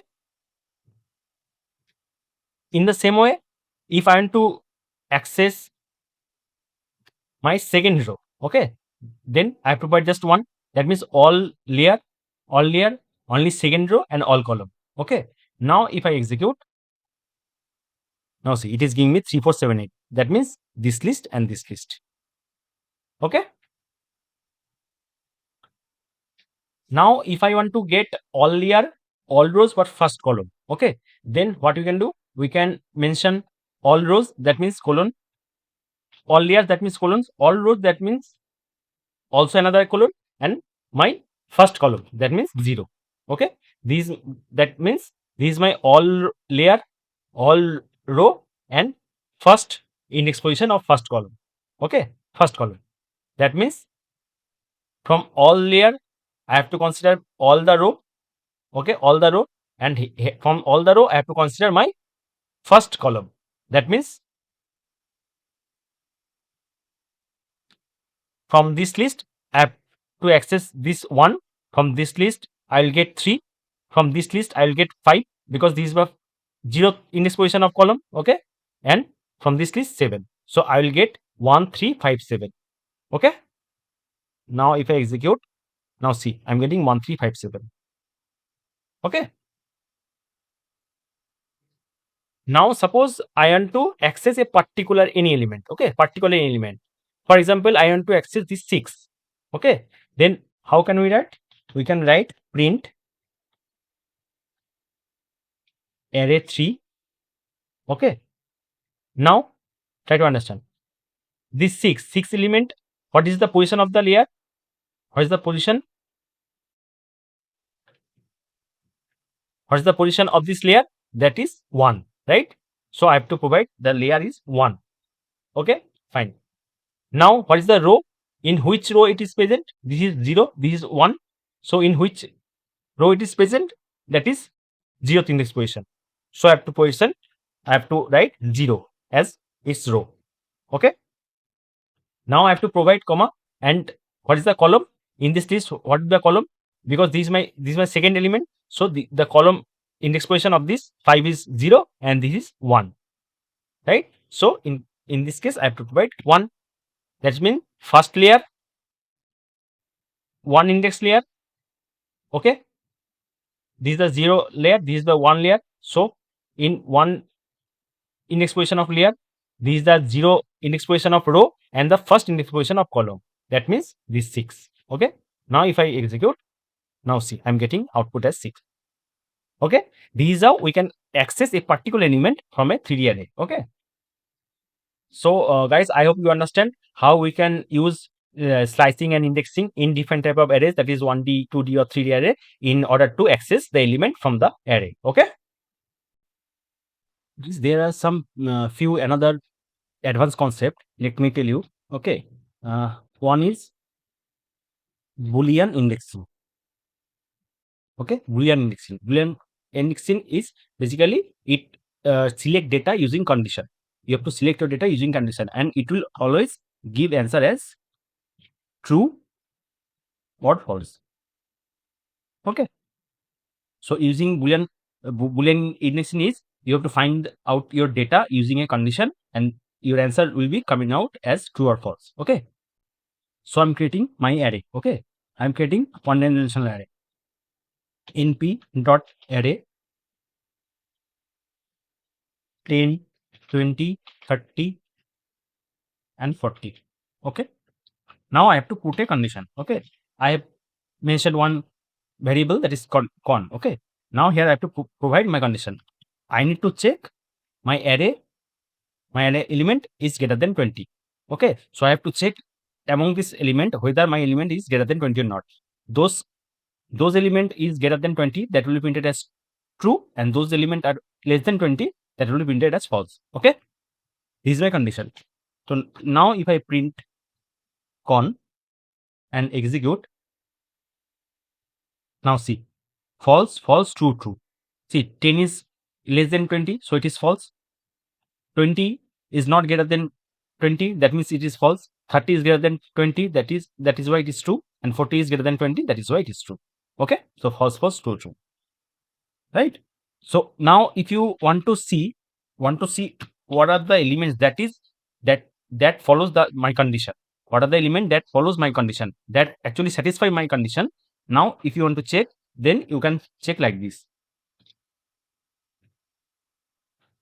You can write array and here you can pass your condition, okay. Now if you execute, now see, 30 and 40, that means this 30 and 40, these two element is satisfying my condition, okay. It is satisfying this 30 and 40, these two element is satisfying my condition, array greater than 20, okay. You can pass our condition here directly as well, okay. You can pass like this. Now see, 30 and 40, okay. So this is my Boolean Boolean indexing. Okay, we are finding out our element based on our condition. Okay, and our result is coming out as true or false. Now using this Boolean indexing, you can also modify your elements. Okay, now suppose I want to modify all the elements that is greater than 20. Okay, those are greater than 20. I want to modify that element. Suppose I want to make all the element 0 which is greater than 20. Okay, I want to make them 0. So how can we do that? For that we have to write array. Okay, then my condition, I have to provide my condition, array greater than 20 equal to 0. That means those elements are satisfying this condition, that is greater than 20, those become 0. Okay, those become 0. Now if I print my array, now see what happened. Initially my array was 10, 20, 30, 40. Now I have made a condition that those elements are greater than 20. Now let's modify them into 0. Okay, now if I print my array, then see my array is 10, 20, 0, 0, because 30 here, 30 and here 40 was there initially. So 30 and 40, these two elements is satisfying my this condition. So this two element becomes 0. So the element which is satisfying my condition, I just made them 0. Okay, so 30 and 40 becomes 0 and 10 and 20 is intact. Okay, so this is how you can modify your element using Boolean indexing. Okay, now if I take another example for 2D array. Okay, suppose this is array 2. Now I'm creating my array.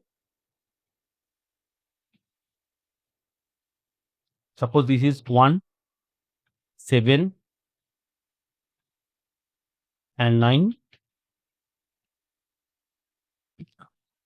and second one is 14, 19, 21.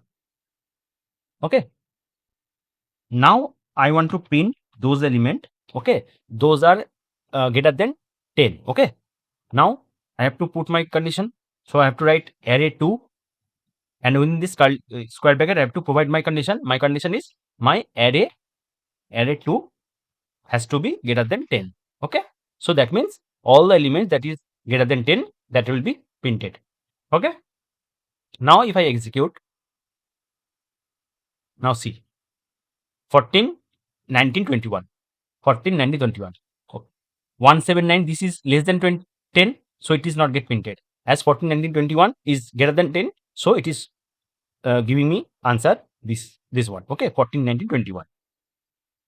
See this output is basically 1D flatten array. Okay, so this is called 1D flatten array. So always remember, Boolean indexing always returns selected elements in a flat form. Okay, this is one point you always need to remember. Boolean indexing always returns selected elements in a flat form. Okay, this is 1D, one dimensional flatten array. Okay, so this is how Boolean indexing works, and using this Boolean indexing, different type using different type of condition, we can find out our elements. Okay, fine.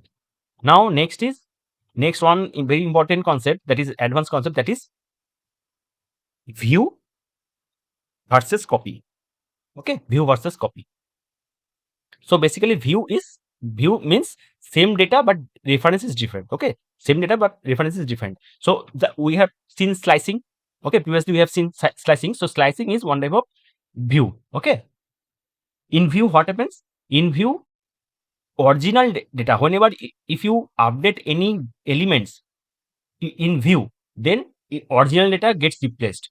Okay, always remember, in case of view, if we modify any element, then original data gets modified, and in case of copy, original data is unchanged, a new reference gets created. Okay, let me show you. Now if I am creating one array. Okay, np.array, I'm creating 1, 2, 3, 4. Okay, now I'm creating my view. Okay, now slicing is one type of view. Basically using slicing we can create our view. Okay, so I need to slice my data from 1 to 3. Okay, from 1 indexing position to 3rd indexing position. Okay, now if I find out the 0th index position of this view, okay, of this view, and I want to update it as 0, as 100. Okay, now try to understand. I am creating, first I am creating my view, and view data will be array 1:3. 1 means this 2, because this is my first index position, so 1 index position is 2, and it will go up to 2 because 3 gets excluded, so it will go up to 2. So that means my view will be 2, this is 1, and this is 3, so my view will be 2 comma 3, right? Now with this 2 comma 3 is my view. Now view of 0, that means 0th index position, so 0 index position of view is what? That is 2. Okay, this is my view 2 and 3, and this view is having 0th index position, view is having this 2, okay, and 3 is first index position. So I want to update my 0th index position element, which is having this view. I want to update that element as 100. That means I want to update my this 2 element as 100. Okay, now if I print my array, okay, and execute,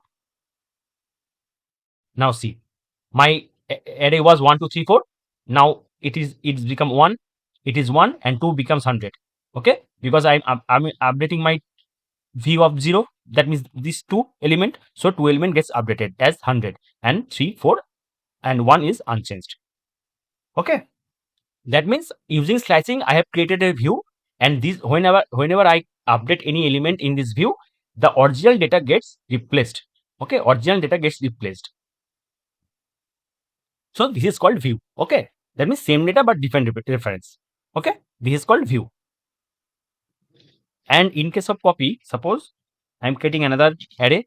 Okay, in array2 np dot array, here also I am creating same array. Okay, now I am creating copy. This is not view. Okay, then I have to write array dot copy. Okay, array dot copy. Now if I update my 0th index position of this copy as 999, suppose. Okay, and then print my array. Now see, what is my copy?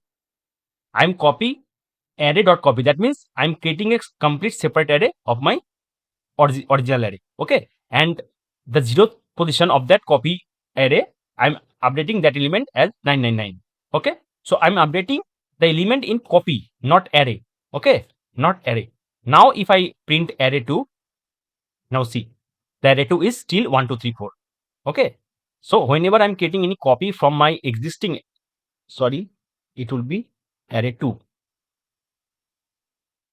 Now if I execute, now see, 1 2 3 4. Okay, 1 2 3 4. That means whenever I'm creating any kind of array using copy function, basically I'm copying all the elements from an existing array, then my original array is not get changed. Okay, it is not get changed.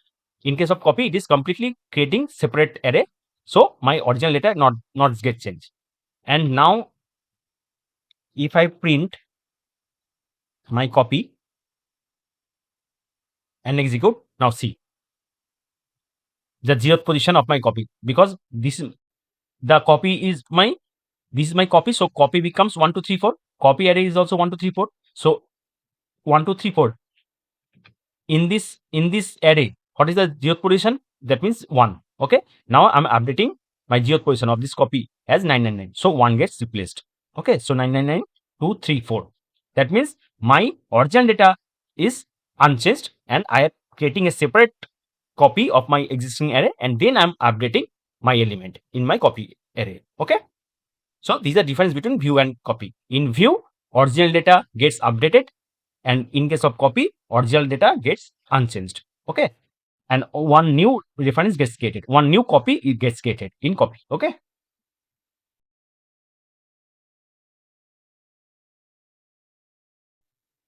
so in this module we will see about array operation. Okay, array operation. So basically array operation means performing mathematical operation. Okay, performing mathematical operation directly on array. Okay, directly on array. So whenever we are applying any mathematical operation directly on array, it is called array operation. Okay, so basically instead of writing loops, we don't need to write loops. Okay, we don't need to write loops. So instead of writing loops, NumPy allows us to direct operation. Okay, and it is fast execute and cleaner code. Okay, so the core idea of array operation is NumPy follow element wise operation. Okay, element wise operation. Always remember. Okay, that means operation happens on each element individually. Okay, in array if we have 1 2 3 4 all these things, so all the operation is happen in each element individually. Okay, in each element individually. So if we write array equal to np dot array and creating my array. Okay, so now if I write print array plus 10, that means 10 will be added to each element individually. Okay, 10 will be added each element individually. So my array becomes 11 12 13 14. Okay, likewise you can perform subtraction. Okay, subtraction. Likewise you can use multiplication. Okay, you can use division as well. Okay, you can use division as well. So like this you can perform any kind of mathematical operation. Okay, directly on my array. You can perform this mathematical operation in a single array as well as if you have two array. Okay, if you have two array 1 array 2, okay, then also you can perform this type of mathematical operation between these two array. Okay, I'll show you everything practically. Okay, one by one, don't worry. And just for information, there are few universal function is there. Okay, that is frequently used in our project. Suppose one is np dot square root sqrt. Okay, and you have to provide your array over here.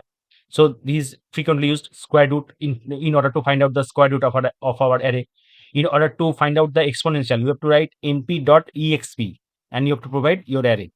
Okay, there is another function that is np.log and you have to pass your array. Okay, so these are the few universal function and this function work on entire array at once. Okay, always remember. In the same way we can perform comparison operation as well. Okay, suppose greater than, less than. Okay, so this type of comparison operation also we can perform in our array. Okay, next we have two very important concept, that is vectorization. Okay, one is vectorization and another is broadcasting. Okay, these two are very important. Okay, what is vectorization?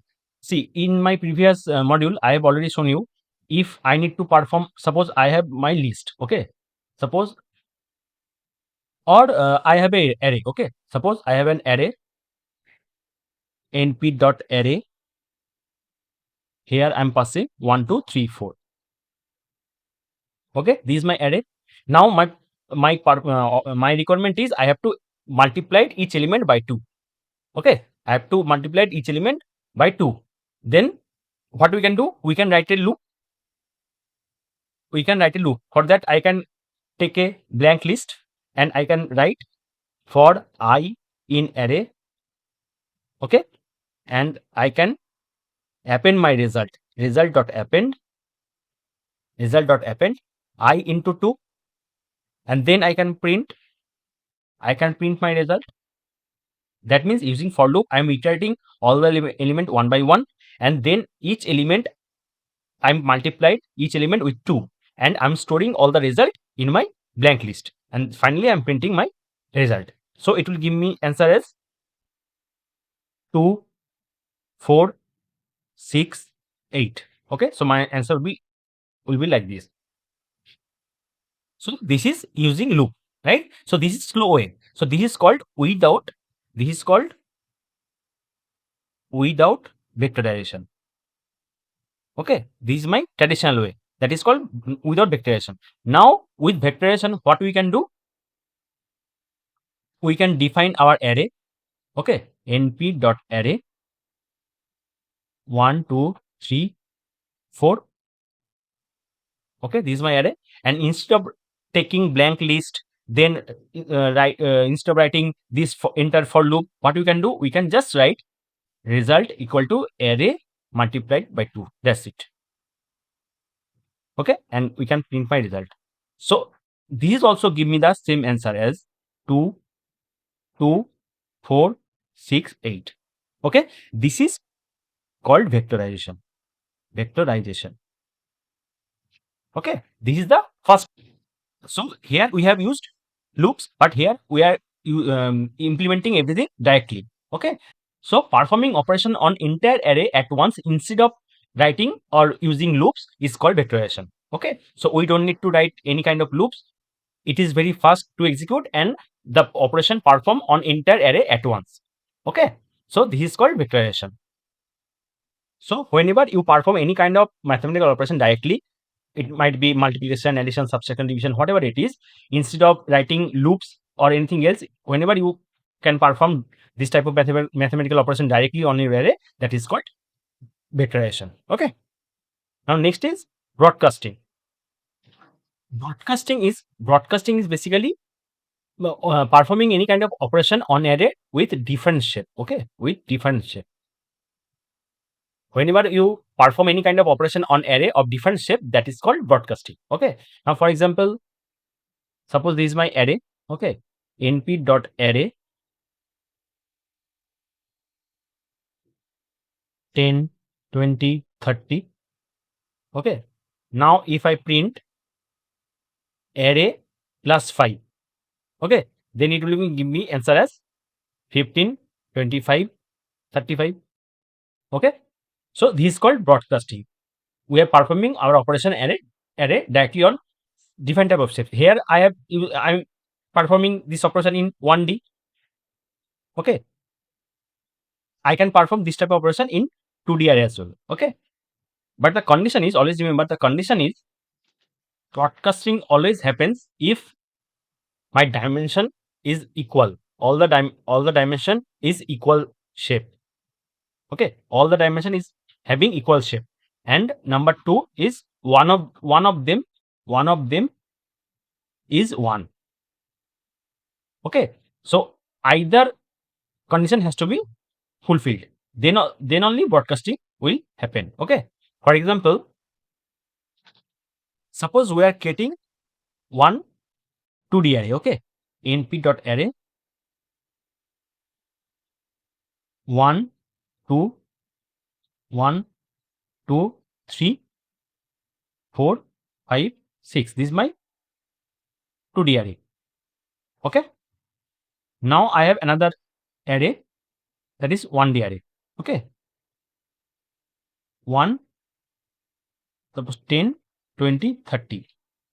Now here broadcasting will happen. Why? Because here my shape of all dimension is same, right? And here also I am having 1D array. That is why here broadcasting will happen. In the same way, if I have suppose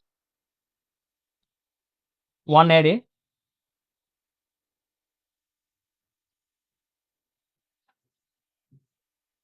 this is my 2D array, one 2D array, right? Now in the same way, I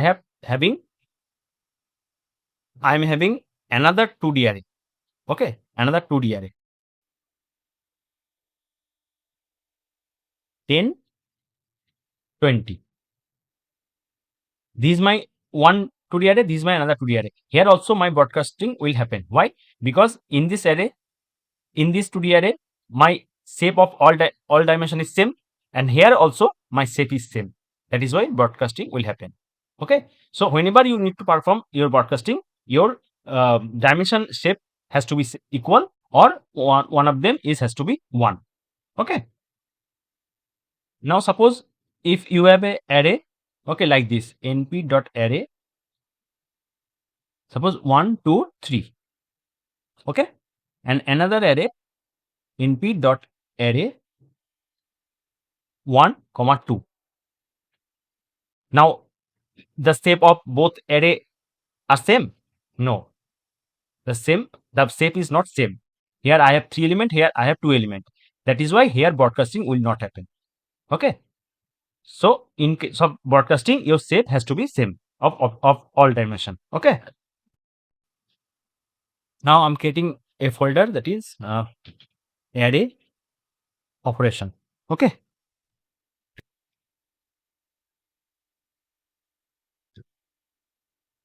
Array operation. In this folder, I'm creating one folder that is operation dot py. Okay. Now first of all, I have to import my NumPy. Import NumPy as np. Okay. Now I'm creating my one array. Okay. np dot array. Here I'm passing my list. Now I'm performing my addition. Okay. Now if I write array plus 10, now if I execute, now see, it has become 11, 12, 13 because my 10 is getting added to each element individually. Okay.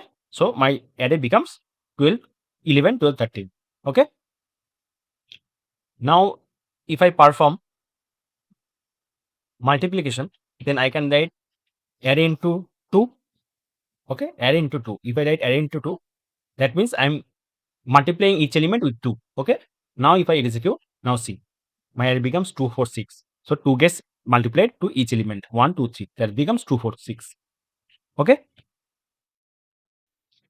Now suppose if I change my, I'm changing my data. Okay. Now I can perform my subtraction. So array minus 2.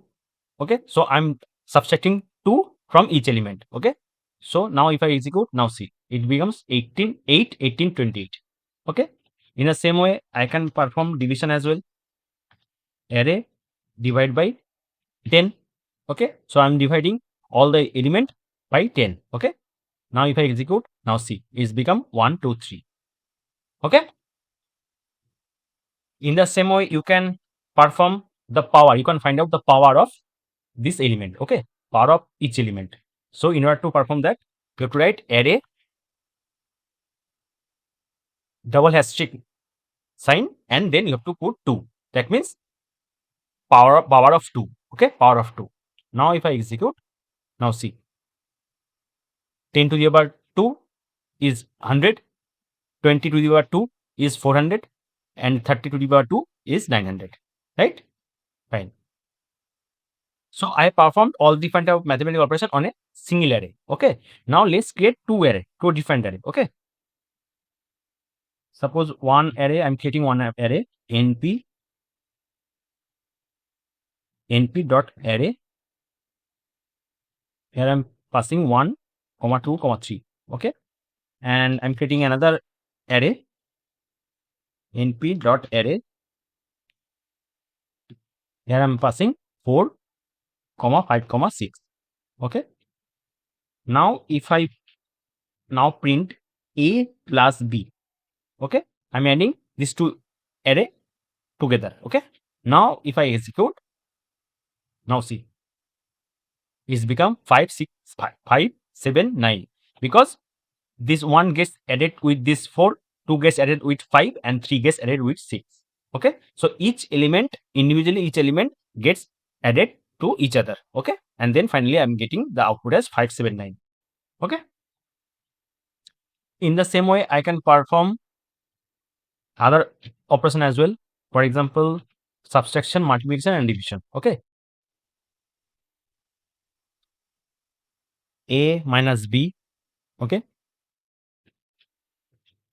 Now I can write a multiplied by b and here I can write b divided by a. Okay. Because the element of b is bigger. Okay. So I'm writing b divided by a. Now if I execute, now see, first one is 5, 7, 9 because each element gets added together. Now second one is subtraction is minus 3, minus 3, minus 3 because 1 minus 4 is minus 3, 2 minus 5 is minus 3, 3 minus 6 is minus 3. Okay. Third one is multiplication. So 1 multiplied by 4, that is become 4. 2 multiplied by 5, so it is become 10 and 6 3 multiplied by 6. So it's become 18. Okay. And the last one is division. So 4 divided by 1. I have mentioned B divided by A. So 4 divided by 1 is 4. 5 divided by 2 is become 2.5. And 6 divided by 3, that becomes 2. Okay. So these are we can perform mathematical operation on 2 array as well. Okay. Now let's see the universal few function. Okay. Suppose I am taking this same array. Okay. This is my array.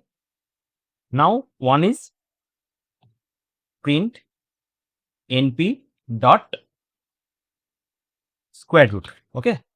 Square root of array. Okay. I'm copying the same thing.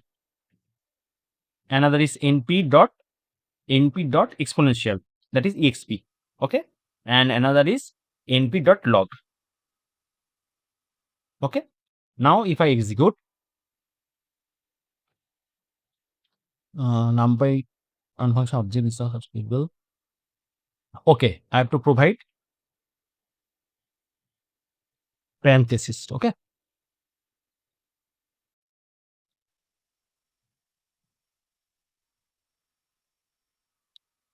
I have to provide parenthesis. Now if I execute now see the square root of 10, 20. This is the square root of 10, 20 and 30. Okay. Square root of 10 is 3.16. Square root of 20 is 4.4721 like this. And the square root of 30 is 5.47722. Okay. This is the exponential of 10, 20 and 30. And this is the log of 10, 20 and 30. Okay. So these are the few universal functions that we frequently use in our project. Okay. Now if I show you one comparison operation, for example, I write print array greater than 15. Okay. And now if I execute, now see 10, 20, 30. So 10 is greater than 15. No, so it is showing false. 20 is greater than 15. Yes, that is why it is showing true. And 30 is greater than 15, so it is showing true. Okay. So comparison operation always gives the answer as true or false. Okay.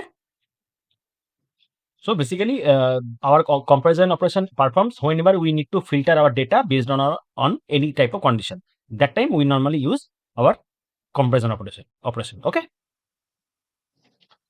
So next is vectorization. Okay. Vectorization. So first of all, suppose I am creating one array. Okay. np dot array 1, 2, 3, 4. Okay. Now I need to multiply each element by 2. Okay. Now without vectorization, what you have to do? We have to write our for loop. Okay.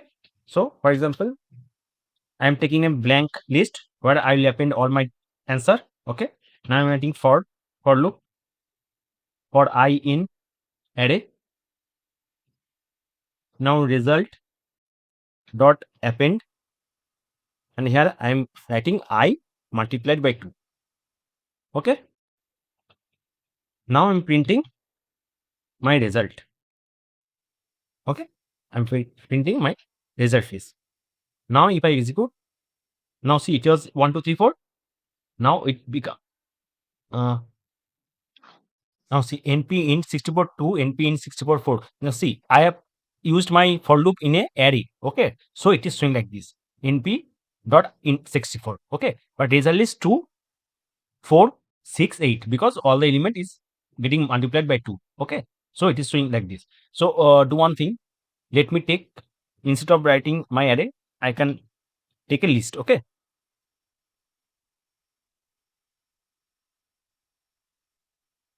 And this would be lst. Okay. Now if I execute, now see 2, 4, 6, 8. Okay. So all the element gets multiplied by 2. Okay. this is without vectorization. But if we use vectorization, then what we can do, we can write like this: array np dot array 1 comma 2 comma 3 comma 4, and just we can write result equal to array multiplied by 2. That's it. And now if I print my result, then you will get the answer. Now see, 2468. Okay. So this is called vectorization. Without using loop, whenever we use our mathematical operation directly on our array, this is called vectorization. Okay. We use vectorization because it is very fast and we can perform our any kind of mathematical operation on our array directly. Okay. That is why we need to use vectorization. Now, if I take this example, okay, here I have two array A and B, and I'm printing A plus B, A minus B, A into B, B divided by A. All this is also called vectorization, because here I have two array and I'm performing my mathematical operation directly to my both array. Okay, so this is also called vectorization. This entire operation is also called vectorization. Okay, next is broadcasting. Okay, broadcasting.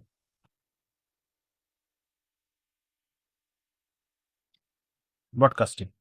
So broadcasting is perform operation on array of different shapes. Okay. Now, for example, I'm taking one array. Okay, np dot array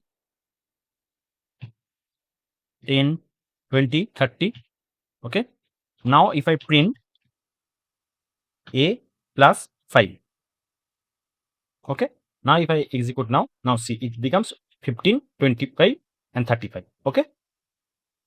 So I have this 1D array and I'm adding 5 with each element. So this is called broadcasting. Okay. This is called broadcasting. Now, if I give you another example, suppose a equal to np dot array. Okay, let me rename it x. Okay, 1 comma 2 comma 3, and I have another array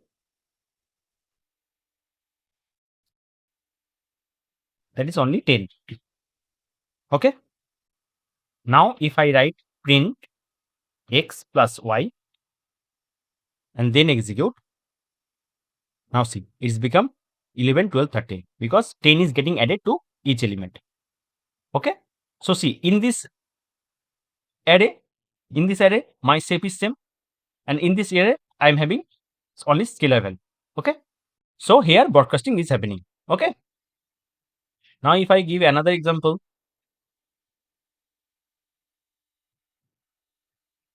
c equal to np dot array, I'm getting two-dimensional array right now. Okay,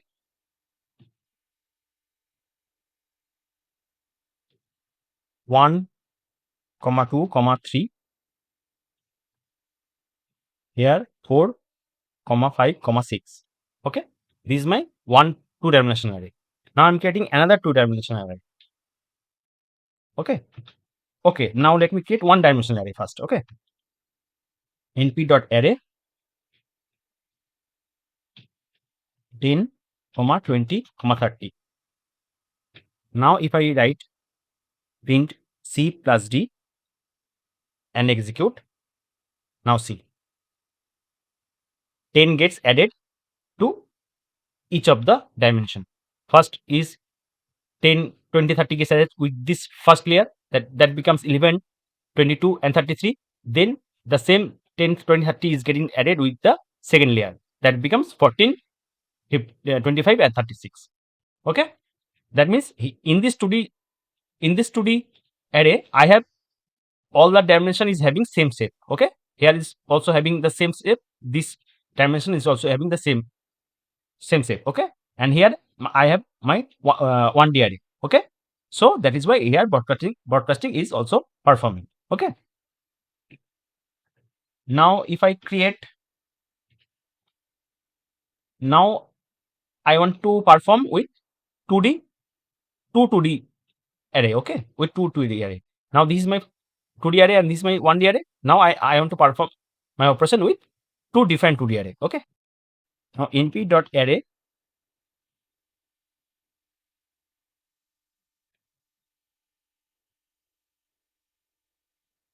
was one. Let me copy this one. Okay.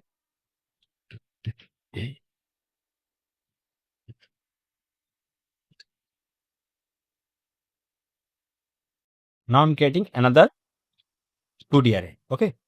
np.array.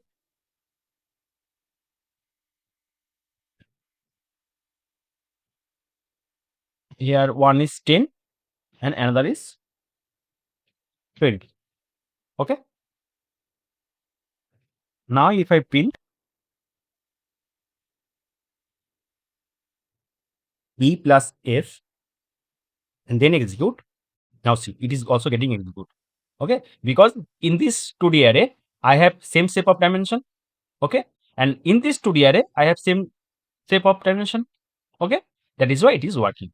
Okay, this is also called broadcasting. This is basically called column broadcasting. Okay, now if I give a wrong shape. Okay, if I give a wrong shape example, now for example np.array. Okay, here I am creating one 1D array. Here also I am creating another 1D array with different shape. Okay, with different shape. Now see, in this array my shape is different because here I have 3 elements and here I have 2 elements. That means the both array is having different shape. Okay, now if I write s plus t, now it will show some error. Now see, it is showing error. What is value error? Operands could not be broadcast together with shape 3 and 2. Here my shape is 3 and here is 2, so it is giving this error. Operand cannot be broadcast together with shape. Shape is shape 3 and 2. Okay, that means my both shape has to be the same. Okay, so for broadcasting my condition is, always remember, all the dimension shape has to be same or either of them has to be 1. Okay, either of these condition has to be true, then also my broadcasting will perform, right?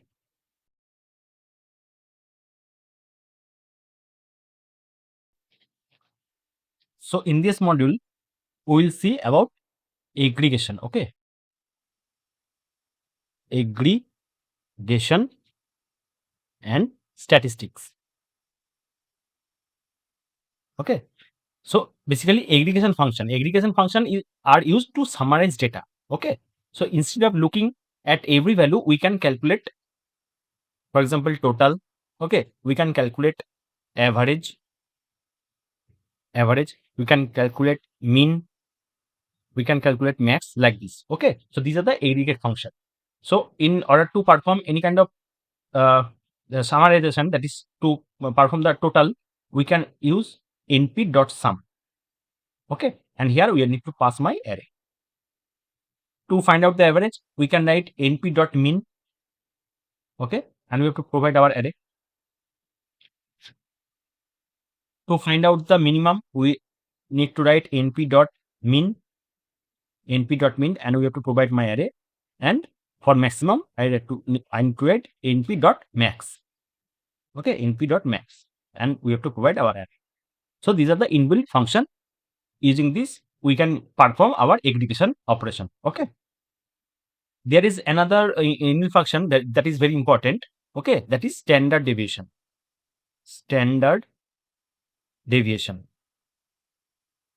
Okay, most of the time we need to use our standard deviation to calculate our to find out the standard deviation of our array. Okay, so in order to do that, we have to write np.std. Okay, np.std, and we have to pass our array. That's it. Okay, one most important concept that you need to remember, that is axis concept. Okay, axis concept. This is most confusing but most important. Okay, always remember, this is most confusing but most important part. Axis is basically direction.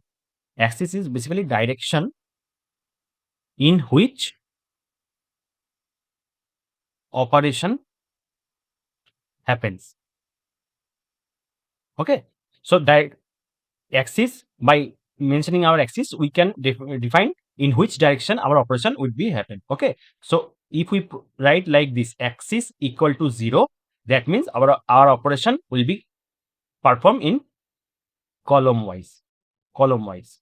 Okay, and if we write axis equal to 1, then our operation will perform on row wise.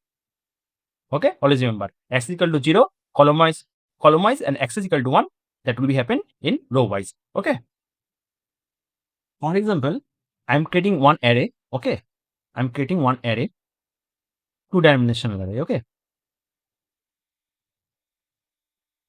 the first one is 1, 2, 3.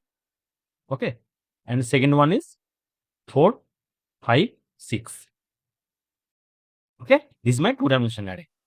Now if we perform np dot sum, and here I pass my array, then it will give me the answer as 1 plus 2, 3, 3 plus 3, 6, 6 plus 4, 10, 10 plus 5, 15, 15 plus 6, 21.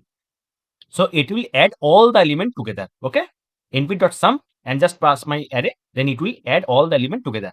But if I write something like this, np.sum, here I pass my array and I write comma axis equal to 0. Axis equal to 0. Here I just passed np.sum and pass my array, but here I just write np.sum and pass my array, comma axis equal to 0. That means axis equal to 0 means column wise, right? Axis equal to 0 means column wise. So I want to perform my sum operation in column wise. This is means I want to perform my sum operation on my array on column wise. So in that case, my output would be like this. Column means this is my column. So operation will be performed like this: 1 plus 4, 5, 2 plus 5, 7, and 3 plus 6, 9. So here my output would be this. Okay, when I use np.sum, just I write np.sum and pass my array, then it will give me answer as 21, because it will add all the elements together. But when I write np.sum and pass my array, and along with it I just pass x equal to 0, that means I want to perform my sum operation column wise. That time my output is like this, because each element on column wise will be added one by one. Okay, and my answer will be this, right? So understand how our axis concept works. Okay, these are our axis concept works. Now in the same way, okay, just a minute. Now in the same way, if we write np.sum, okay, and here I pass my array, and I just write axis equal to 1. That means I want to perform my sum operation in row wise, right?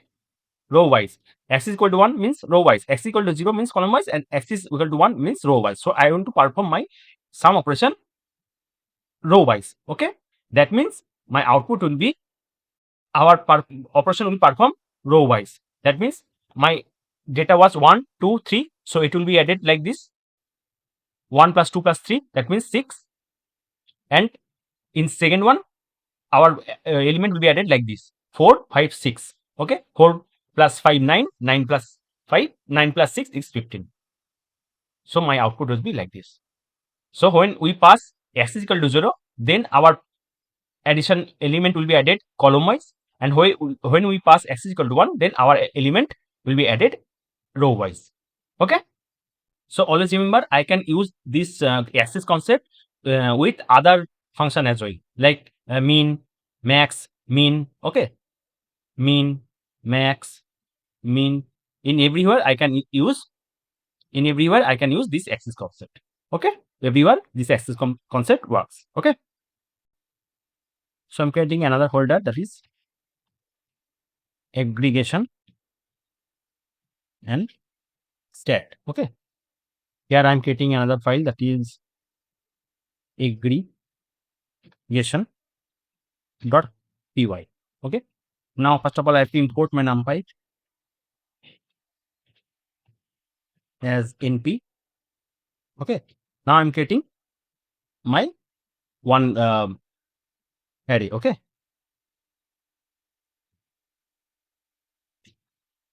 np dot array.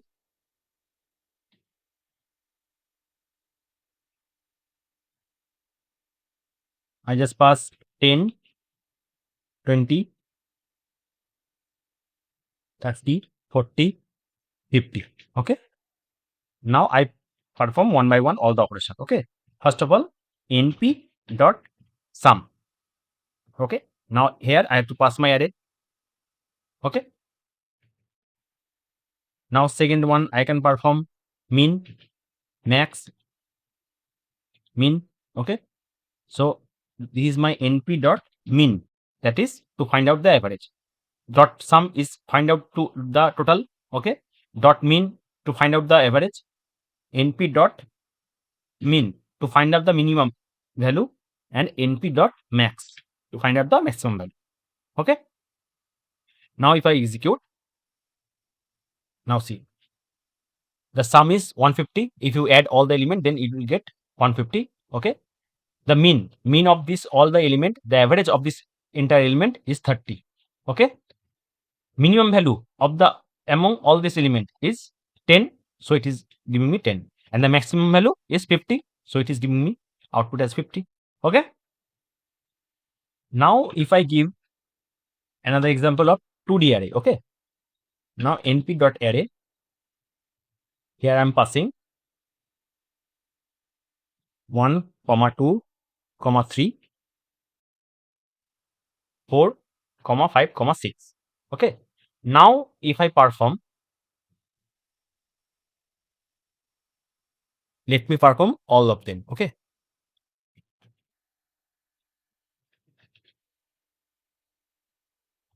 array 2, array 2 is also array 2, array 2. Okay, now if I execute, now see, this 4 for first one, and this is the second one, 21, 3.5, 1 and 6. So the sum is this 2D array is, it is adding all the element one by one. Okay, so 1 plus 2 plus 3 plus 4 plus 5 plus 6 is become 21. Okay, now if you find the average of entire element, then you can add and divide by 6, so it will give me the answer as 3.5. Minimum value is 1 and maximum value is 6. Okay, minimum value is 1 among all the elements and maximum value is 6 among all the elements. So this is how we can find our mean, max, sum, everything from a 2D array as well. Okay, now I give you the concept of axis. Okay, now axis concept. Always remember, axis equal to 0, that means column wise. Okay, and axis equal to 1 means row wise. Okay, now if I perform the same thing, okay, I'm taking the same example. Okay, let me write it array 3. Okay, array 3, array 3,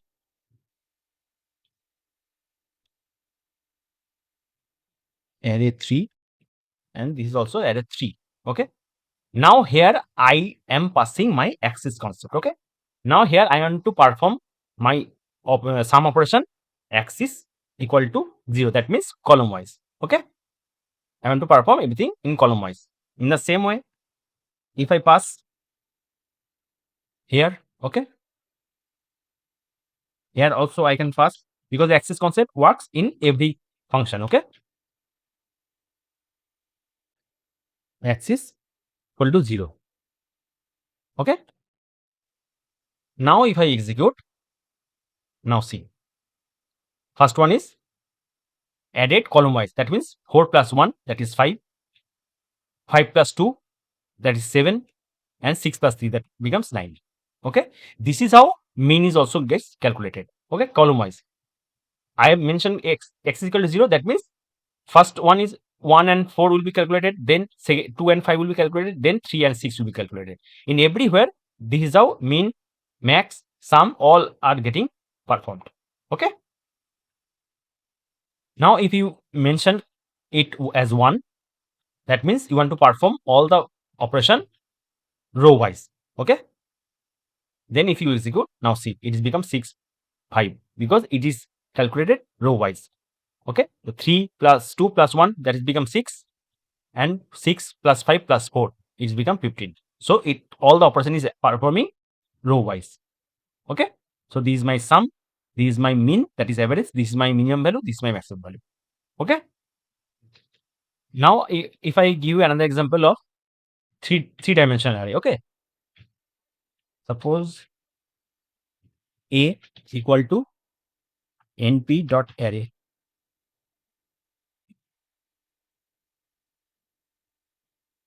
1, 2, 3, 4. Okay, and another 5, 6, 7, 7, 8. Okay, this is my 3D array. Okay, now if I write print np dot sum, and here I pass my array, that is a, and pass my axis equal to 0. That means I want to perform my operation column wise. Okay, now if I execute, now see, this is giving me answer as 6, 8, 10, 8. Okay, because it is performing the operation, sum operation in column wise. So first one is 1, 5, because column wise the operation will be performed in column wise. So first one would be 1 plus 5, so it becomes 6. Then 2 plus 6, so it becomes 8. Okay, now third one is 3 plus 7, so that becomes 10, and 4 plus 8, that becomes 12. Okay, so this type, all this function works in 1D, 2D, 3D, all different type of array. Okay, there are a few other important functions that is also sometimes used in our real world application. Okay, that is np dot median. Okay, np dot median, to find out the median from our array. Okay, now if I pass my a, in the same way there is another function that is np dot var, that is variation. Okay, and I can pass my array, and another is very important, that is np dot percentile. Okay, to find out the percentile. Okay, and I can pass my a, and also I can pass 50, that is 50%. Okay, that means 50%. Now if I execute, now see, the median is of this array, the median of this 3D array is 4.5. the variation is 5.25, and the percentile 50 percentile. Okay, 50 means 50 percentile of this array is 4.5. Okay, so these are the few most important function that is also used in application. Okay, so I hope you understand how our aggregation and statistics works in our different type of arrays, that is 1D, 2D, 3D, everything. Okay, and how axis concept works along with this inbuilt function. Okay, there is sum, mean, max, everything. Okay,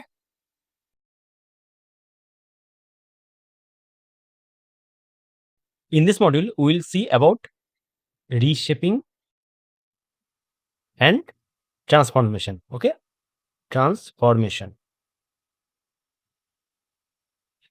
Okay, so basically reshaping means changing the structure, that means shape. Okay, changing the structure, that means shape of an array without changing its data. So basically changing the shape of any array without changing its data. Okay, this is called reshaping. Now for example, we have 1D data, 1D. Okay, 1D array,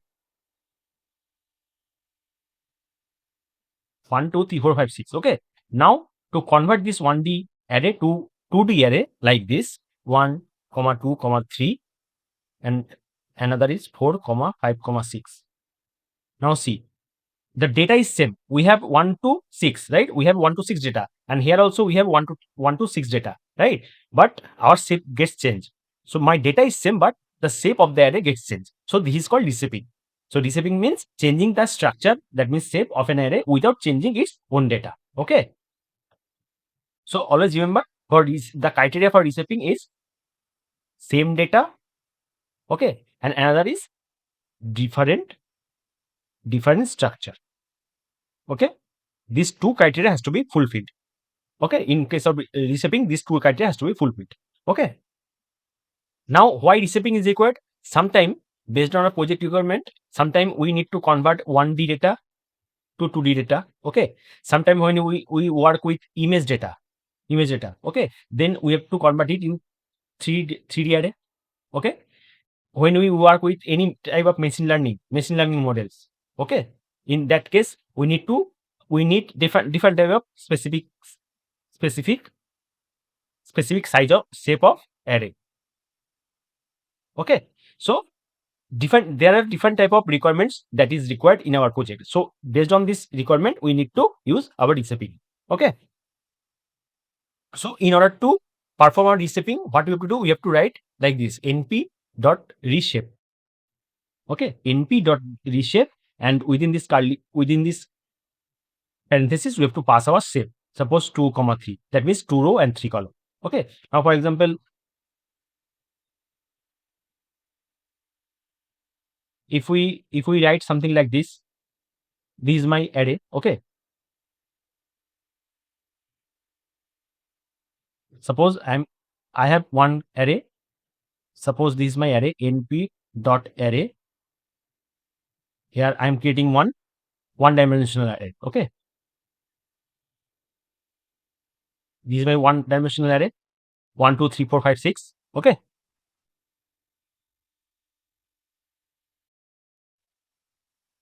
Four, 5, 6, okay. Now if I write new array equal to reshape this 1D array, we can do what we can do, we can write array dot reshape, okay, array dot reshape, and here I can pass 2 row 3 column, okay, 2 row 3 column. Now if I print this new array, okay, then it will give me the answer as like this: 1 is 1 2 3 4 5 6, comma won't be there, okay. 1 2 3 4 5 6, that means in this array, this is my 2-dimensional array, so this dimensional array becomes 2-dimensional array, and here as I have mentioned 2 rows 3 columns, so it will become 1 row 2 row and 1 column 2 column 3 column, okay. So basically I am reshaping my existing array into our required structure, that means our required shape, okay. That means this is 2 column and 2 row and 3 column, okay. Basically I'm restructuring my array, okay. This is called reshape.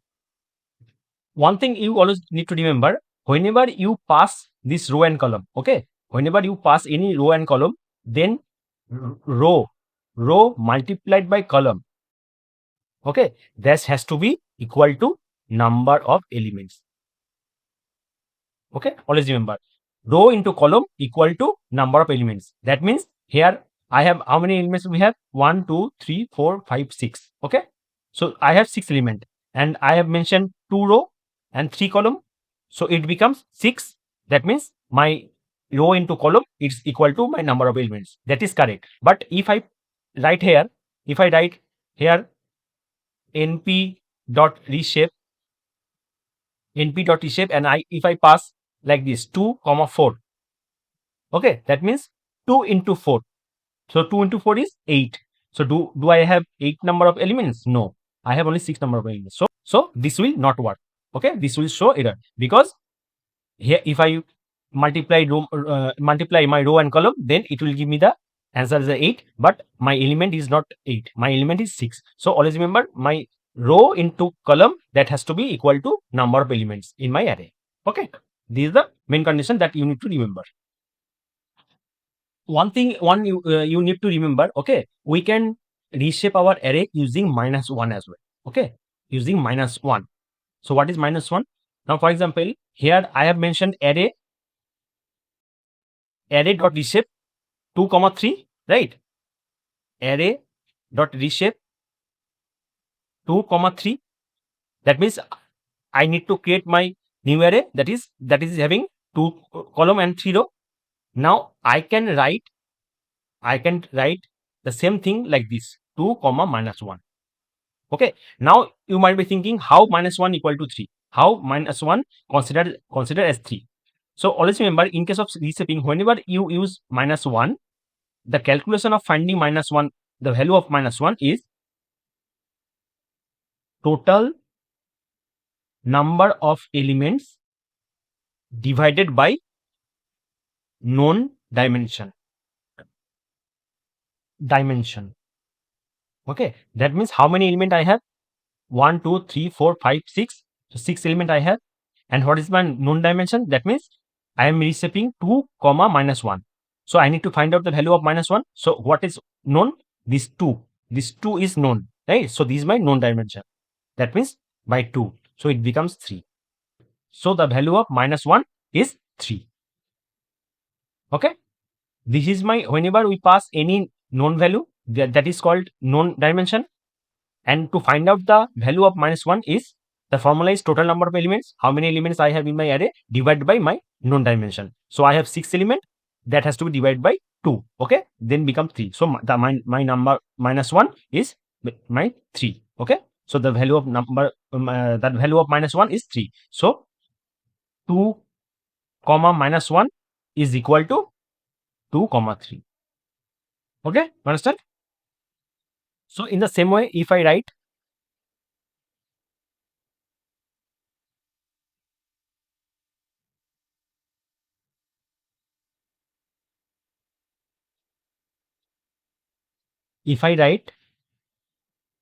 array dot reshape 3 comma minus 1. Now how we can find out the value of minus 1? So number of elements, total number of elements I have, that is 6, and what is the known dimension? That is 3. That means that becomes 2. So the value of minus 1 is 2. So this become actually array dot reshape 3 comma 2. Okay, 3 rows and 2 columns. So this is how we can calculate our minus 1. Okay, next is flatten. Okay, flatten, this is a function. So what is the requirement of flatten? Flatten, because basically flatten converts array into 1D. Okay, to convert any array into 1D array, that is in that case we need to use flatten. Okay, now always remember, flatten creates a copy. Okay, not view. Flatten creates a copy. Okay, so if I have my array, okay, np dot array. Now if I have one 2D array, 4, 5, 6. Okay, this is my 2D array. Now if I write flat equal to array dot flatten. Okay, array dot flatten. Now if I print my flat, then it will give me the answer as 1, 2, 3, 4, 5, 6. That means initially it was my 2D array, now it becomes my 1D array. Okay, so to convert my array into 1D array, we use flatten function. Okay, next we have revel. Okay, revel function, RAVEL. Okay, revel. So revel is basically, it also converts array into 1D, but it creates view. Okay, it is also used to convert any array to 1D array, but it basically create view. So what is the advantage of creating view? If we create view, then we can modify our original data. Okay, so if we modify any element in this array, then my original data gets affected. So that is view. Okay, so if we use revel, then you will create view. If we use flatten, then it will create copy. Okay, so this is basic difference between revel and flatten. Okay, next is transformation. Okay, transformation. So basically transformation is swapping rows and column axis. Okay, transformation is swapping rows and columns. access. Okay, basically it is access. Okay, that means how in my array, if I have 2 rows, 3 columns, then once we transform our row, our array, then it becomes 2 row, 3 columns. Okay, just transposing my structure is called basically transformation. So we need to use, if we want to use transformation, then just we have to write array dot t, capital T. Okay, now for example, if I have a array np dot array, okay, suppose I am creating one 2D array 1, 2, 3, 4, 5, 6 is my 2D array. Okay, now if I write print array dot capital T, that means transpose. Okay, then my output will be like this: 1, not comma, sorry, 1, 4. Okay, second one would be 2, 5. Okay, 2, 5, and third one would be 3, 6. 3, 6. Okay, that means here I have 2 row, 3 column. Now here I have 3 row, 2 column, right? So I'm transposing my array. Here I have 2 rows, 3 columns. When I'm transposing my array, it becomes 3 row, 2 columns. Okay, this is transformation. Now I'm creating new folder, reshaping and transformation. Okay, now here I'm creating one file, that is reshape.py.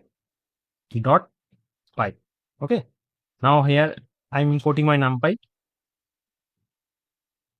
Import NumPy as np. Okay, now I'm creating one 1D array. Okay, array equal to np dot array 1, 2, 3, 4, 5, 6.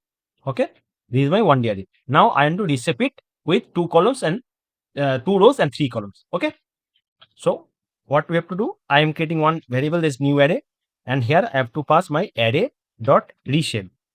Okay, array dot reshape, and within this parenthesis I have to pass my column, row and column. First one is row and second one is column. Okay, now if I print my new array and if I execute, now see, initially it was my 1D array. Okay, now it's become my 2D array where I have two rows. Okay, I mentioned 2, 3, that means I have 2 rows. I have 2 rows and 3 columns. Okay, 2 rows, 3 columns. Okay, so I'm reshaping my existing array. Retake. So basically I'm reshaping my existing array into a 2, 3 shaped array. Okay, here I have mentioned 2, 3, that means 2 into 3 is 6. So I have 6 element, that is okay. Okay, so it gets executed. Now if I suppose if I mention 2, 4, that means I want 2 row, 4 columns. So what is the multiplication of 2 into 2 and 4? That is 8, right? The multiplication of 2 and 4 is 8. So how many element I have? 6, not 8, right? So now if I execute, now it will show error. Now see, it will show error, value error, cannot reshape array of size 6 into shape 2, 6, 2, 4. That means I have 6 element, but I am giving 2, 4. That means 8. So it will not get executed. Okay. So always remember, whenever you are reshaping it, you have to provide your row and column in such a way that the multiplication of row and column has to be the equal to the number of elements. Okay. Fine. Now, as I told you, we can reshape our array with -1 as well. So here, if I write -1, that means the value of -1. What is the value of -1? So how many elements I have? Formula is number of elements. That means 6 divided by known dimension. That is 2. So 6 divided by 2 equal to 3. That means the value of -1 is 3. So if I execute here, initially it was 2, 3. So what is the result of 2 comma 3? Now see, 1 2 3 4 5 6. Okay, 2 row 3 columns, right? But if I write -1 instead of 3 and then if I execute, now see, the answer is same. Okay, 1 2 3 4 5 6. So 2 rows and 3 columns. So basically -1 is equal to 3. Okay, here -1 equal to 3. In the same way, if I write 3 comma 2, that means 3 row 2 columns. Now if I execute, now see, I have 3 rows, right? 3 rows and 2 columns, right? But in the same way, if I write 3 comma -1, then what is the value of -1? So how many elements I have? 6 divided by known dimension, that is 3. So 6 by 3 equal to 2. So this minus the value of -1 is 2. So if I write 3 comma 2, then I am getting this value. So and now I am writing 3 comma -1 instead of 2. Now if I execute, now see, I am getting the same value. Okay, 3 rows and 2 columns. Okay, so this is how using -1 we can also reshape our array, and how we can derive our -1 value, that also I have shown you. Okay, now if I give you another example using 3-dimensional array. Okay, now suppose array 2, I'm getting one 3-dimensional array. Okay, np.array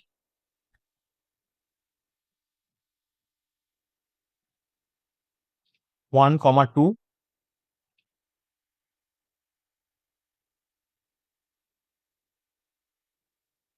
3 comma 4. Okay, and another one is 5 comma 6 7 comma 8.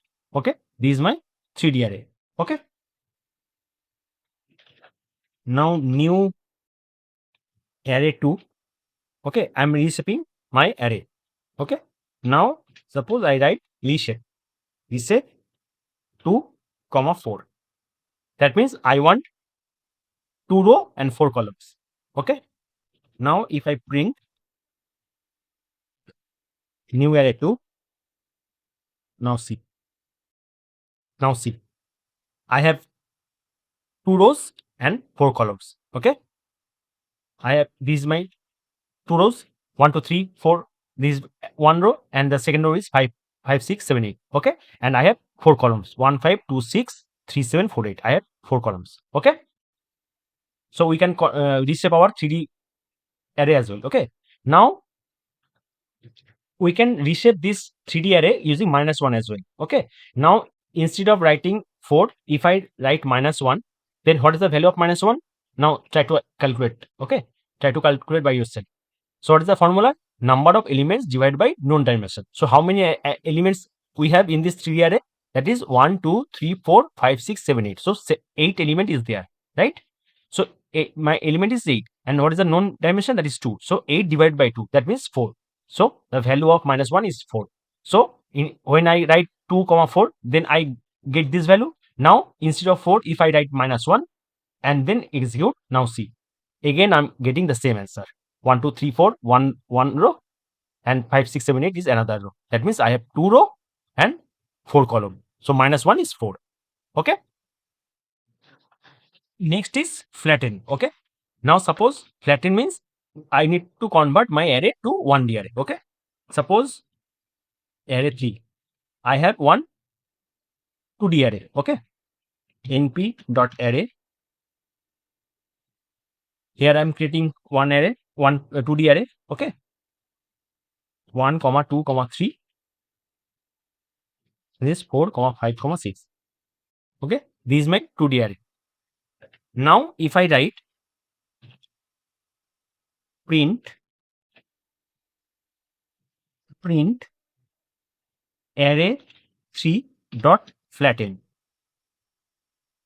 Okay, array 3 dot flatten. So array dot flatten, so it basically converts my 2D array into 1D array. Okay, now if I execute, now see, it was my 2D array 1 2 3 and 4 5 6. So it's become my 1D array, that is 1 2 3 4 5 6.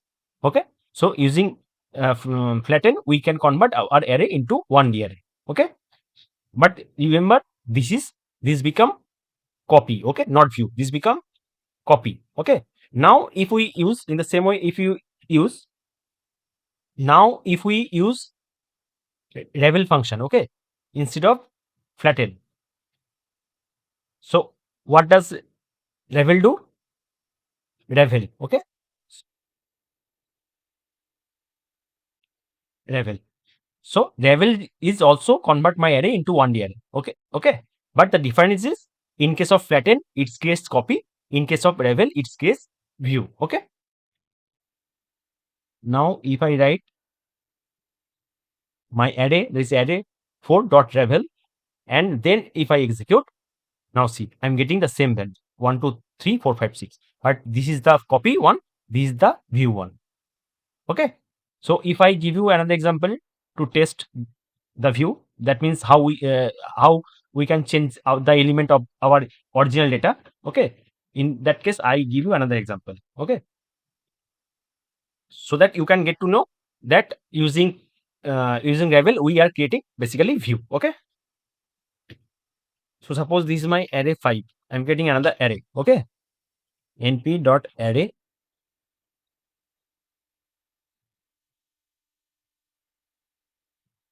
1 comma 2 3 comma 4, okay. I'm getting this 2D array. Now r equal to, I'm writing array 5 dot revel, okay. So basically this r becomes my view, okay. This r becomes my view. So if this r is become my view, then I can modify the element of this r variable, because this is another array.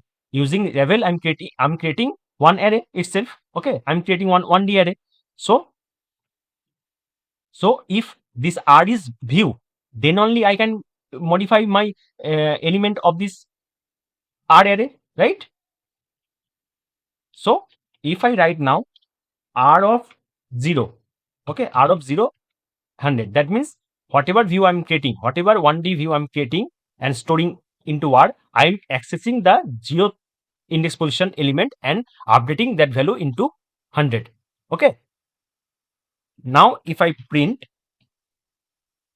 my array 5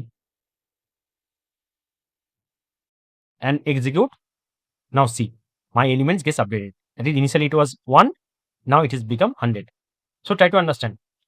This is my array 5 is my 2D array. Now using revel, I'm just converting my 2D array into 1D array. That means when I'm writing array 5 dot revel, then I have 1D array, that is 1 2 3 4, right? 1 2 3 4. That means my r is become 1 2 3 4. Now r of 0. So what is the index value of this 0 index position? That is 1, okay, that is 1. So when I'm updating the value of this 0th position, that is 100, then my 1 is gets updated and it gets updated as 100, so it's become 100, okay, and remaining all the values unchanged 2 3 4, okay. Because r using revel, I can create view, I am creating view. So that is why I am able to update the element of this r, okay. If it is copy, then I won't be able to update any element in that array. As this is my view, as revel creates view, so only in case of view we can update our original data, that element of the original data, okay. So this is the example that shows that using revel we can create our view, not copy, okay. Next is transpose, okay, that is transformation. Now for example, I'm creating one array, okay, np dot array, I'm creating one 2D array, okay.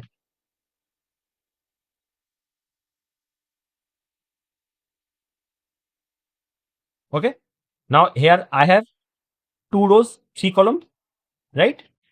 Now if I write print array 6 dot t, capital T, that means I'm transposing my array, okay. And now if I execute, now see, initially it was my 2 rows, 3 columns.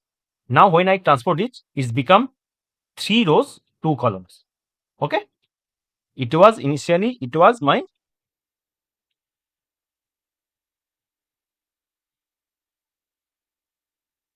2 rows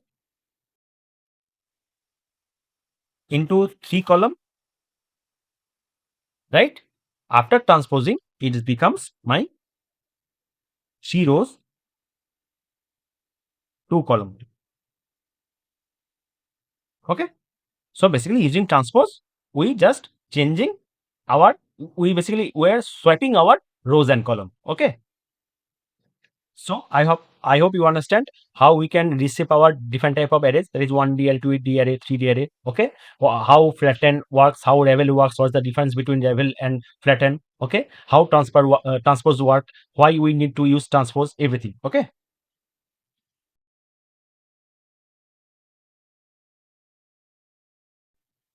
In this module, we'll see combining, okay, and splitting. Combining and splitting. So combining means joining multiple arrays into one bigger array. Okay, joining multiple array into one array. Okay, this is called combining. So how we can perform combining? Using dot concatenate function.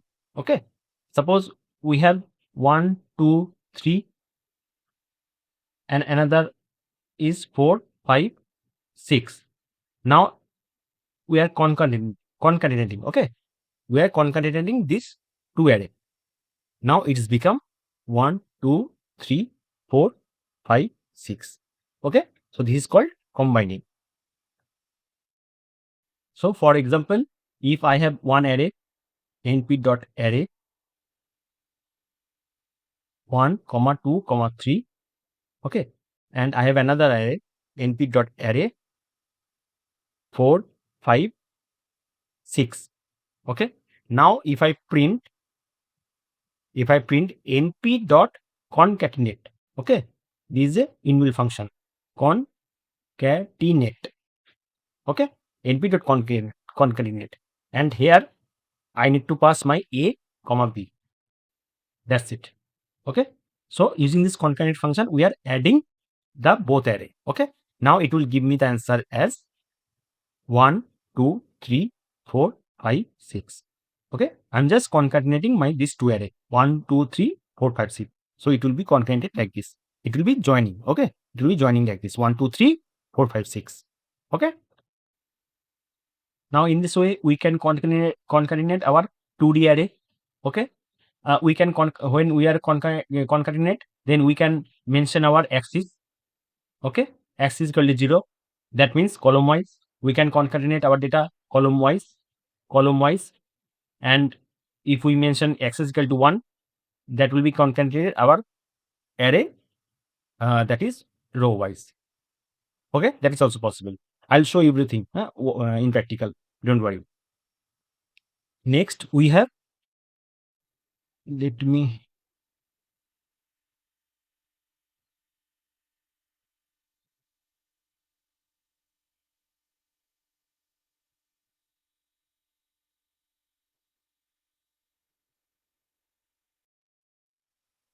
now next we have vstack. Okay, vstack, that means vertical stacking.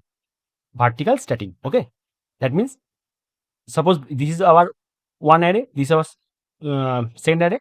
Now if we write like this, print np.vstack, and here I can, if I pass a comma b, then my this two array will be stacked vertically. Okay, it will be stacked vertically, and my output will be like this: 1, 2, 3, 4, 5, 6. Okay, that means this is my first array, this is my second array, and it get stacked vertically. Okay, it gets stacked vertically. Okay, this is called vstack. So whenever we need to stack our multiple arrays, then we need to use vstack. So it will stack all the arrays one by one vertically. Okay, remember, vertically. In the same way, we have hstack. That means horizontally stacking. Okay, now if we write same thing, np.hstack and here if we pass a comma b, then the result would be 1 2 3 4 5 6. That means this is my first array, this is my second array, and it gets stacked horizontally. Okay, horizontally. So whenever we need to stack our arrays horizontally, then we have to use h stack. So v stack our arrays in vertical way, h stack our arrays in horizontal way. Okay. Next we have splitting. Okay, splitting array.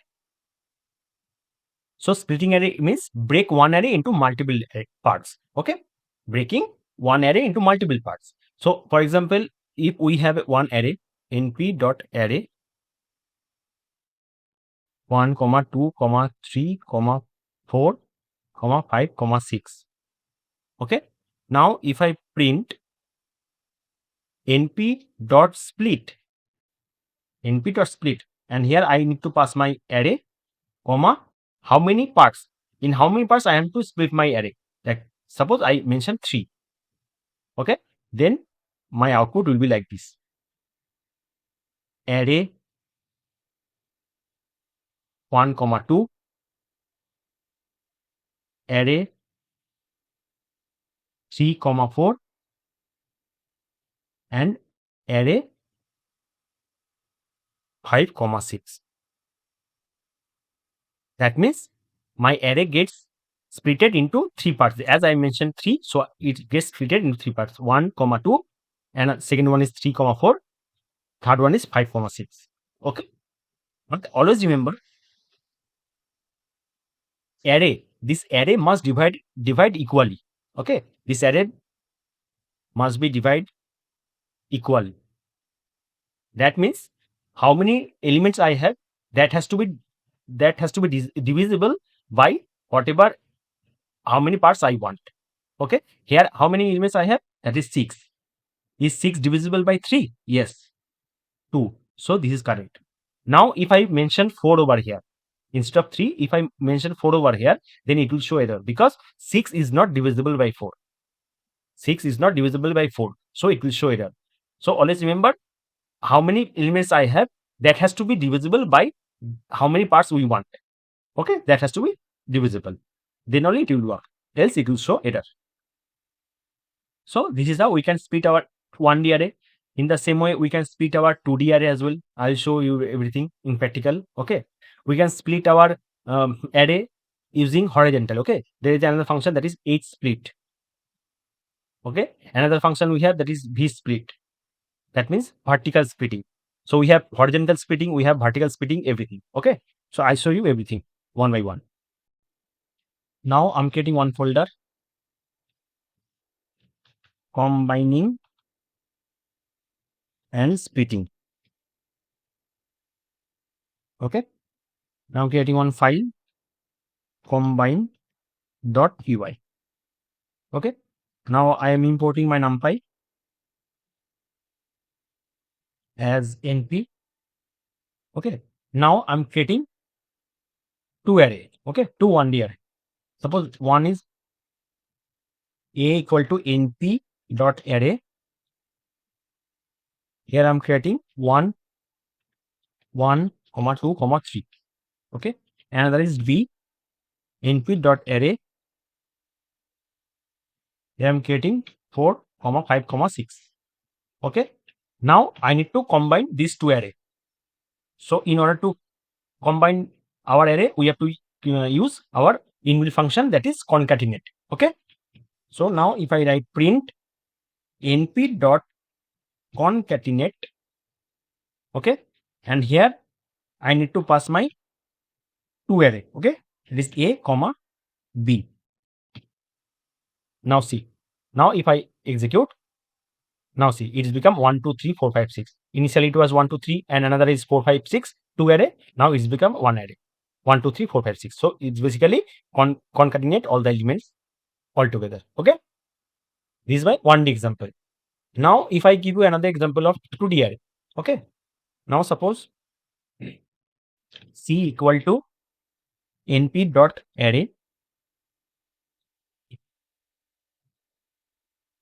Here I'm creating 1, 2, 4, 5, or 3, 4. Okay, 3, 4. And I'm getting here np.array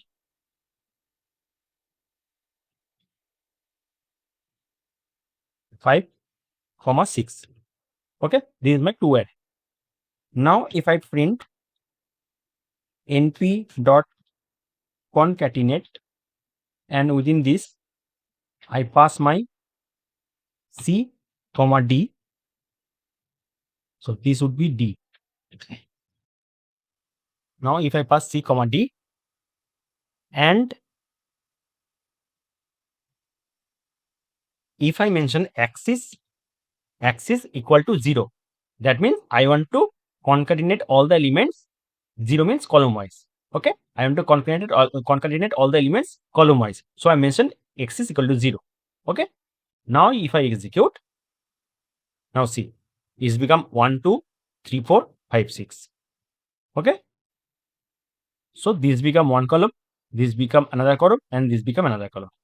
Okay, so it is concatenating this two-dimensional array column wise. Okay, now if I perform same thing row wise, suppose I'm mentioning x equal to 1, that means I am to concatenate all the elements row wise. Okay, but before executing, we have to create my same size of array. Okay,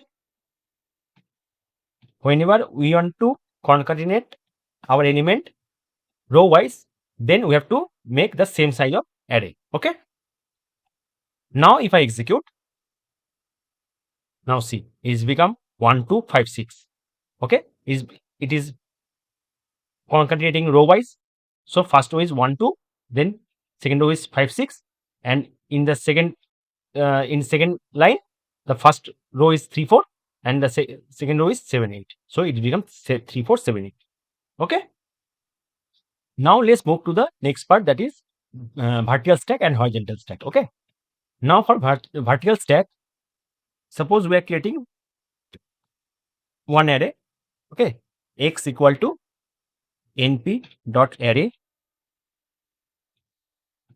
1, 2, 3. Okay, and another array np dot array 4, 5, 6. Okay, now if I print np dot vstack, okay, and here if I pass a, not a, x, y. Okay, that means this is my 2 array, and I'm stacking this 2 array vertically. Okay, now if I execute, now see, it gets stacked vertically. It was 1, 2, 3, then it's stacked vertically the 4, 5, 6. Okay, this array gets stacked. This is the first array, and this is the second array. Second array gets stacked vertically. Okay, in the same way, if I perform 8 stack, that is horizontal stack. Okay, 8 stack, then if I execute now see, it's become 1, 2, 3. The first one is 1, 2, 3. The second one is 4, 5, 6. So 1, 2, 3 and 4, 5, 6 get stacked horizontally. Okay, 1, 2, 3, then 4, 5, 6. So both array get stacked horizontally.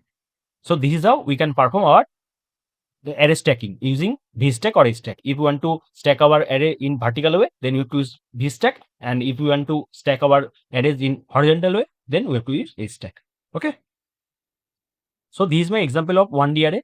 Now if I give you another example of 2D array. Okay, now suppose I'm creating 2D array. Okay, np.array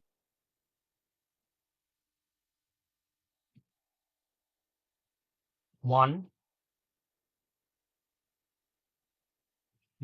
I provide one another square bracket,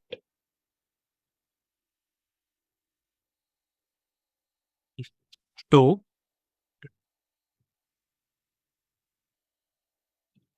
3. Okay, and I'm creating another array 3, 4, 5, 6. Okay. Now if I perform the same thing, that is I am stacking my two array vertically and horizontally. Okay. Here I have to pass s comma t. Here I have to pass s comma t. Okay. Now if I execute, now see, it was 1, 2, 3, 4, 5, 6. So initially, now it gets stacked vertically. So all the elements get stacked vertically 1, 2, 3, 4, 5, 6. Okay. And when we perform h stack, then it gets stacked horizontally. So it stacked 1, 4, these two, then it gets stacked 2, 5, 2, 5, and then it gets stacked 3 and 6. Okay. So this is my vertical stacking, this is my horizontal stacking. Okay. Next is splitting. Splitting means break one array into multiple parts. Okay. Now suppose this is my one array. Okay. np dot array 1, 2, 3, 4, 5, 6. Okay. Now I'm splitting. I need to split using np dot split function. Okay. Now I'm to split my array, that is array 2, into 3 parts. Okay. Now I have to write np dot split, then I have to pass my array name, and I have to pass the number by which number I am to divide I am to break my entire array. Okay. So I am to break my entire array into 3 parts. That is why I mentioned 3. Okay. Now if I execute, now see, it was 1, 2, 3, 4, 5, 6. Now it's become array 1, 2, array 3, 4, and array 5, 6. Okay. So it gets splitted into 3 parts, as I mentioned 3. Okay. And always remember, as I told you, the number of elements has to be divisible by this number. Okay. Now if I write here 4, how many elements I have? That is 6. Is 6 divisible by 4? No. Now if I execute, now see, it gets giving me the error. It is giving me the error. The error is array split does not result in an equal divisible from none. That means my number of elements is not divisible by 4. So it is showing error. Okay. Now if I press, suppose if I mention over a 2, is 2 divisible by, is 6 divisible by 2? Yes. Now if I execute, now see, my array gets splitted into 2 parts, 1, 2, 3, 4, 5, 6. I mentioned 2, that means it will split it in 2 parts. Okay. Now I give you another example of 2D array. Okay. Array 3. Okay. np dot array. Here I am creating one 2D array. 1, 2, 3.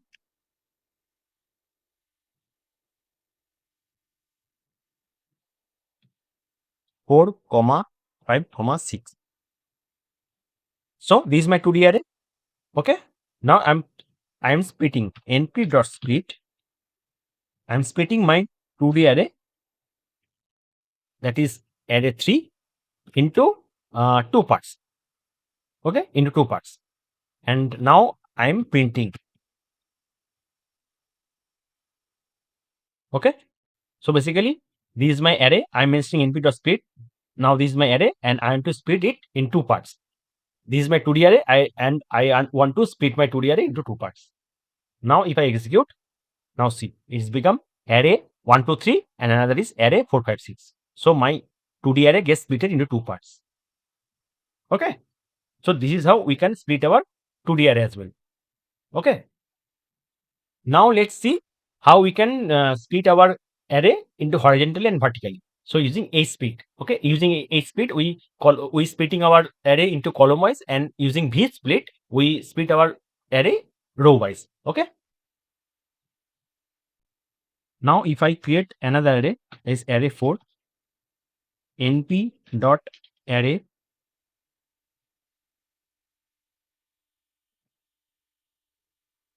1, 2, 3, 4. Okay.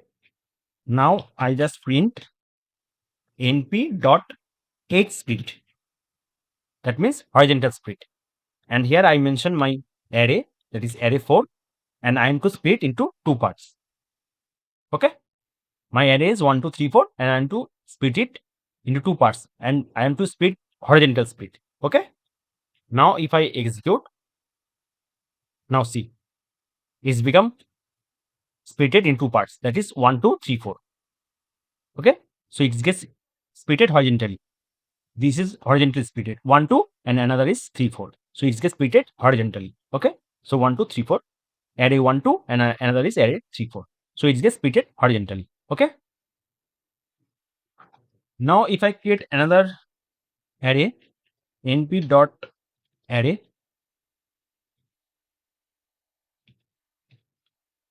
1, 1, 2, 3, 4. Okay. Now I just print np dot this split, that means vertical split. Okay. And here I'm mentioning my array, and I am to split it in two parts. Okay. It was 1, 2, 3, 4, and I am to split it in two parts, and I am to split it vertical wise. Now if I execute, now see, it is gets splitted into vertical way 1, 2, 3, 4. Okay. So I hope you understand how we can combine our data using concatenate function, how we can use our stacking, is basically vertical stack, horizontal stack, how we can stack our arrays in different way, vertically or horizontally. Then how we can split our array into different parts. Okay. And how we can split our data array in vertical way and horizontal way. That means vertical splitting and horizontal splitting. Okay. So I have seen everything one by one in practical way. So I hope you understand it clearly. Okay.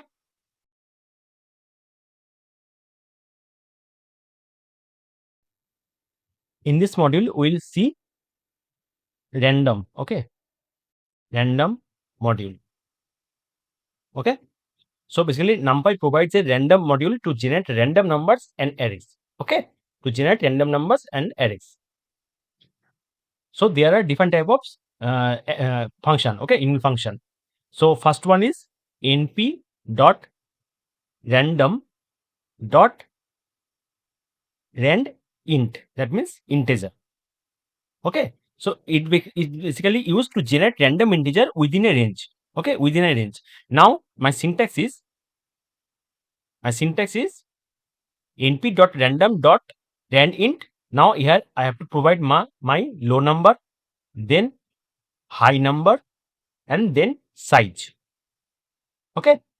Now for example, if you write np dot random dot rand int, and suppose I mention low value 1 and high value 10, then it will give me the answer any random number between 1 to 10. Okay. And always remember, this high is exclude.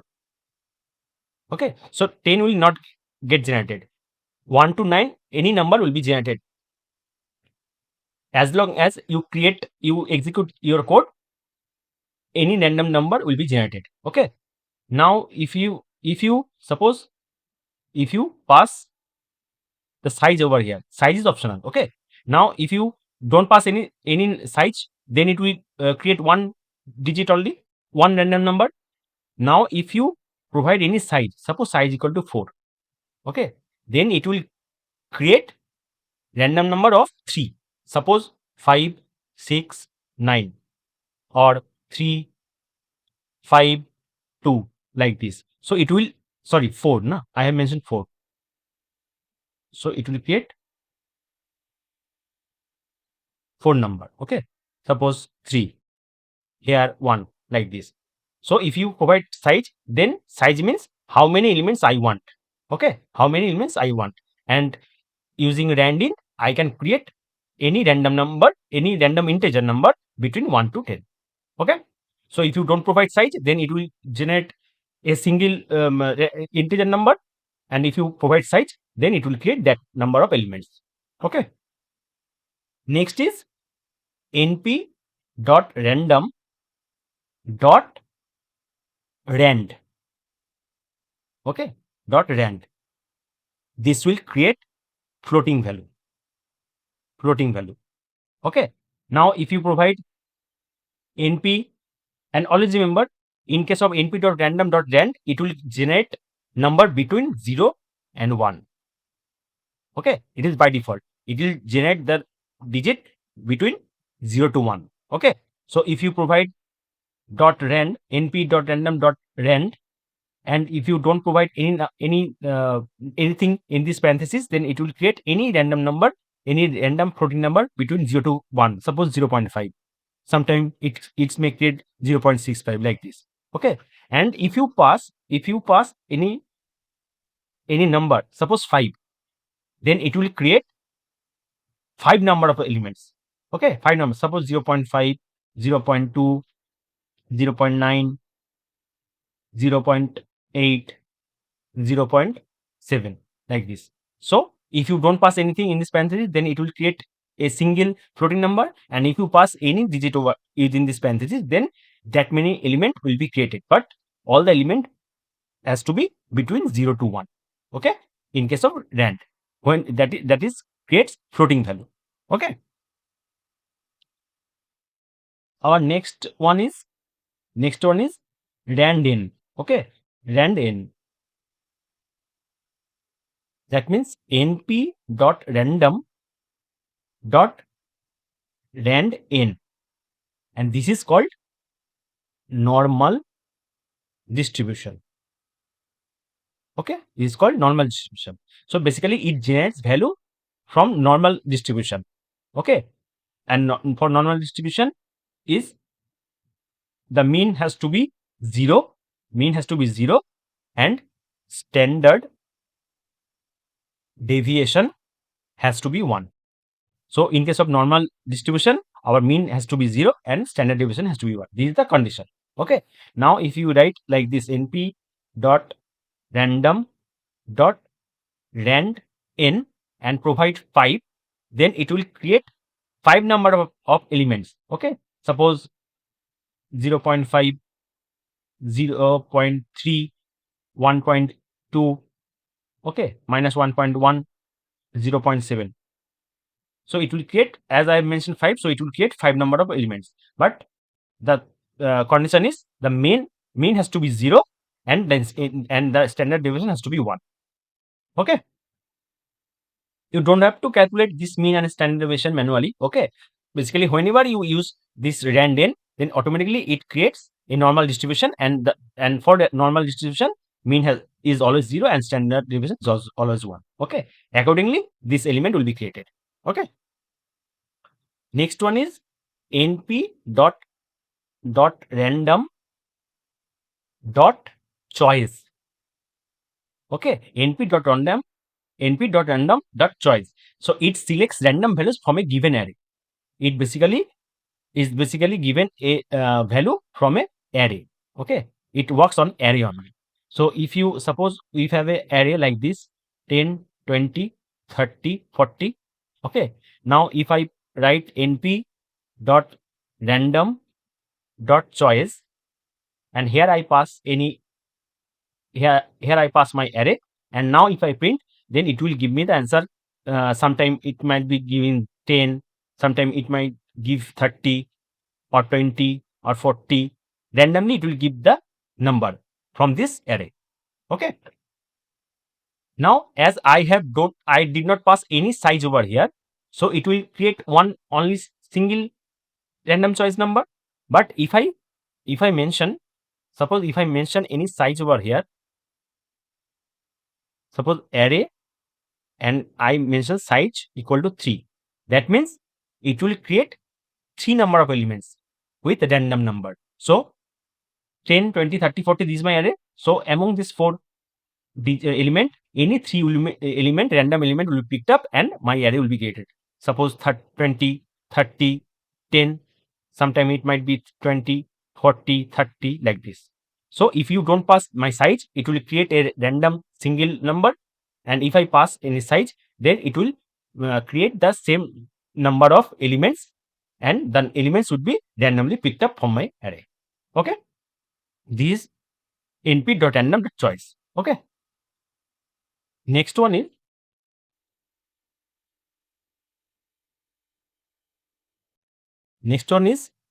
np.random.seed.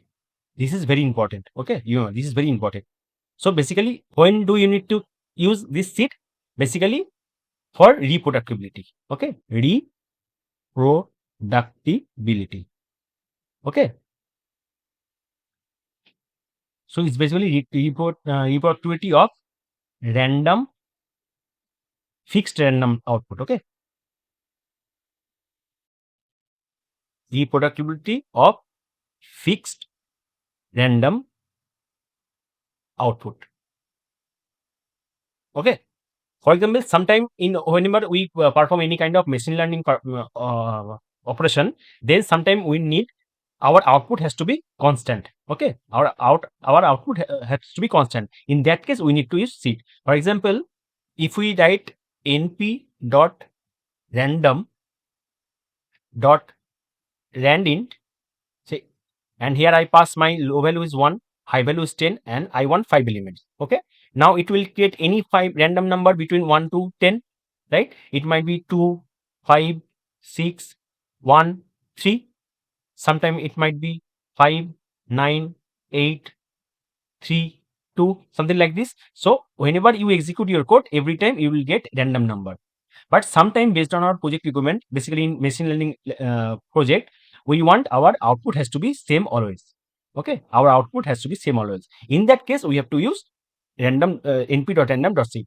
Now, for example, if we write just np.random.seed and if we pass 42, then if we write this np.random.randint, and if I pass 1, 10, 5, then if it executes, when I execute my code, then if it give me the answer like this 2, 7, 9, 8, 3.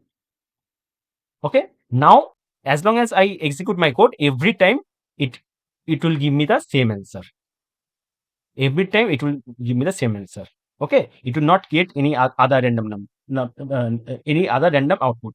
It will give always, it will give the same output. Okay, so to fix my output, we have to use random.seed.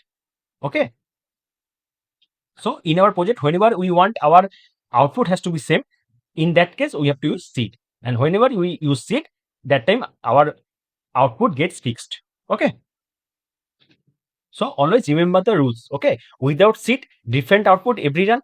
Okay, without seed, different output every run, and with seed, same output every run.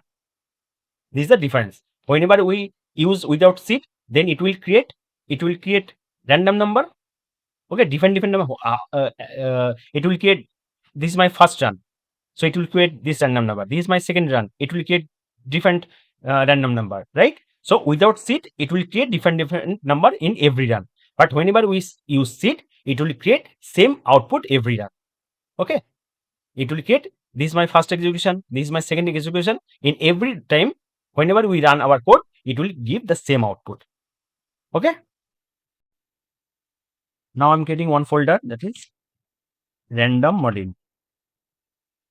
Okay, now I'm creating one file, that is random module .py. Okay, now first of all I have to import my NumPy. Import NumPy as np. Now I want to create random integer number between 1 to 10. Okay, so in order to do that, we have to write np.randint.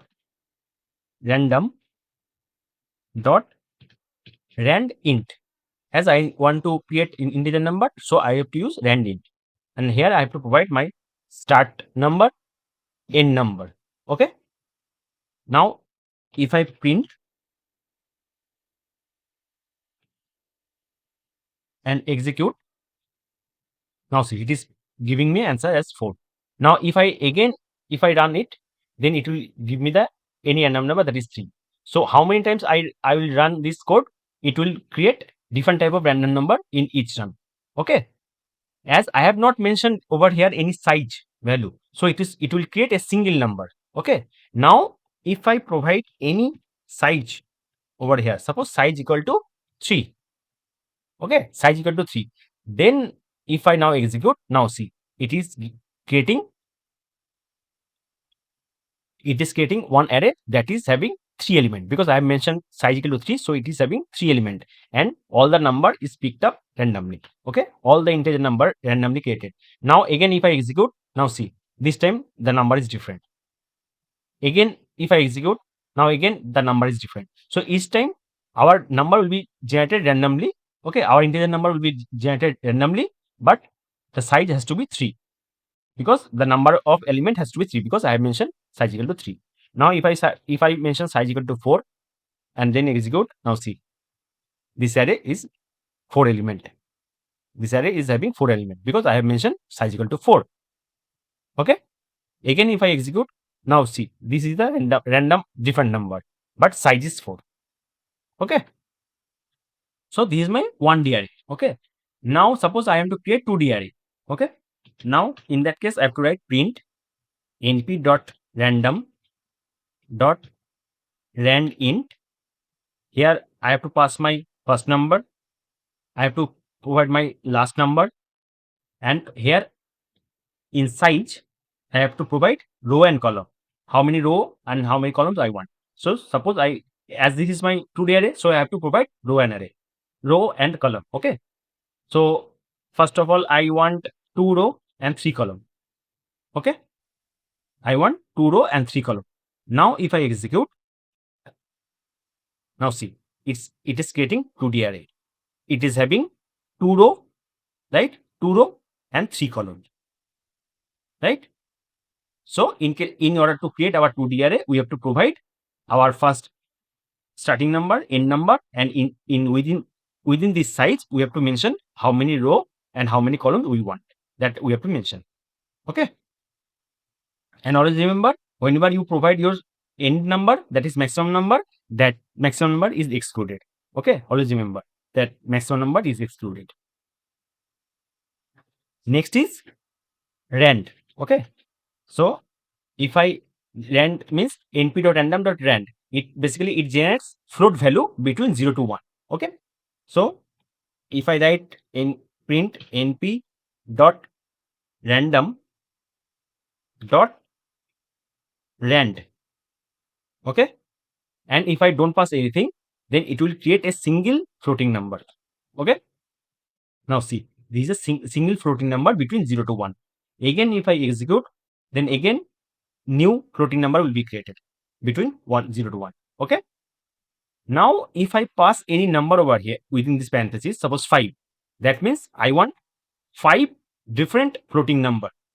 Okay, I want 5 different floating number. Now it will create an array that will be having 5 element, and all the element will be between 0 to 1. Okay, and all will be floating value. Okay, now if I execute, now see, this is my array, and this array is having 5 different floating numbers. Okay, this is 1, 2, 3, 4 and 5. Okay, now again if I execute, then it will again create one array with completely different random floating number. Okay, this is 1, 2, 3, 4, 5. Okay, now if I provide 4 over here, then it will create an array that will be having 4 floating number. Okay, 1, 2, 3 and 4.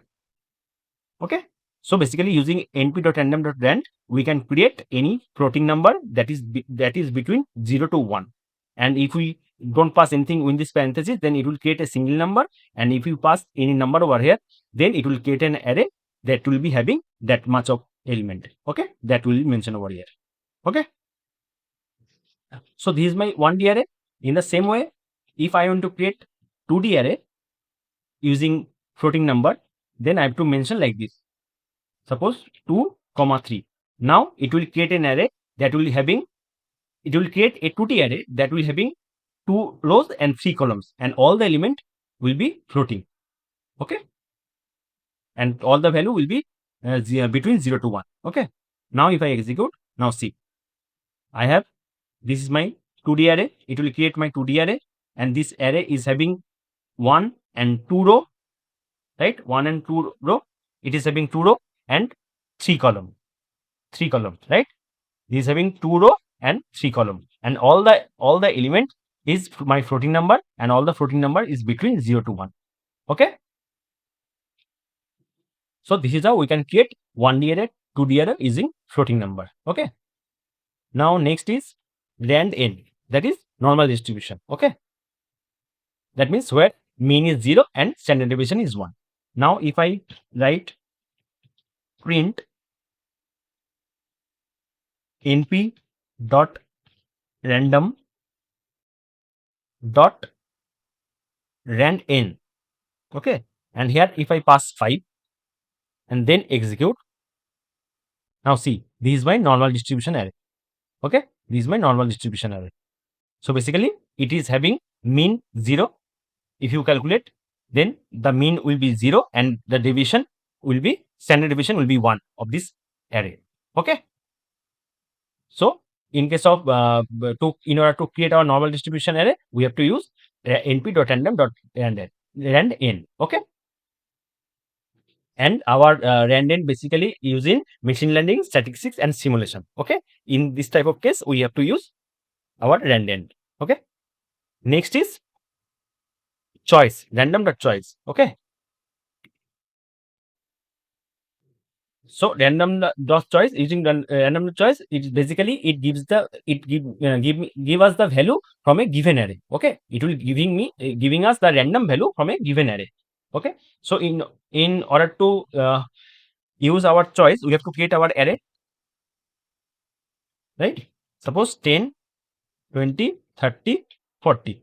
Okay, now if I print np dot random dot choice,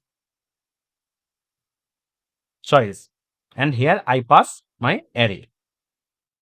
Okay, now if I execute, now see, it is giving me a random number from this array. Okay, so to get a random number from any array, we have to use np.random.choice. Okay, now if I execute, then it will give me another random number, that again it is giving me 40. Now see, now it is giving me 10. Okay, now if I execute again 10, now it is giving me 30. Okay, so how long I will run my code, each time it will give any random number from this array. Okay, now here I did not mention any size, so it is giving me a single number. Okay, now if I give any size, suppose 3, that means it will give an array, that will having 3 elements, and all the elements will be picked up from here randomly. Okay, all the element will be picked up from this array randomly. Now if I execute, now see, it will giving me an array that is having 3 element.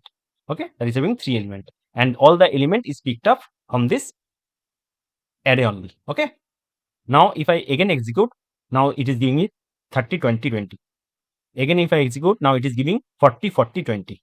Okay, so it will be randomly, all the element will be randomly picked up from this array, and it will give me the array of size of 3. Okay, now if I mention 2, size equal to 2, then my array size will be 2. Okay, again if I execute 40, 40, now this time 20, 20. Okay, so again it will give me the random number. Okay, so random dot choice basically used to get any random value from an existing array. Okay, now next is random dot seed. Okay, random dot seed. Now before understanding the seed, suppose we create, okay, rand, this rand, okay, rand int. Suppose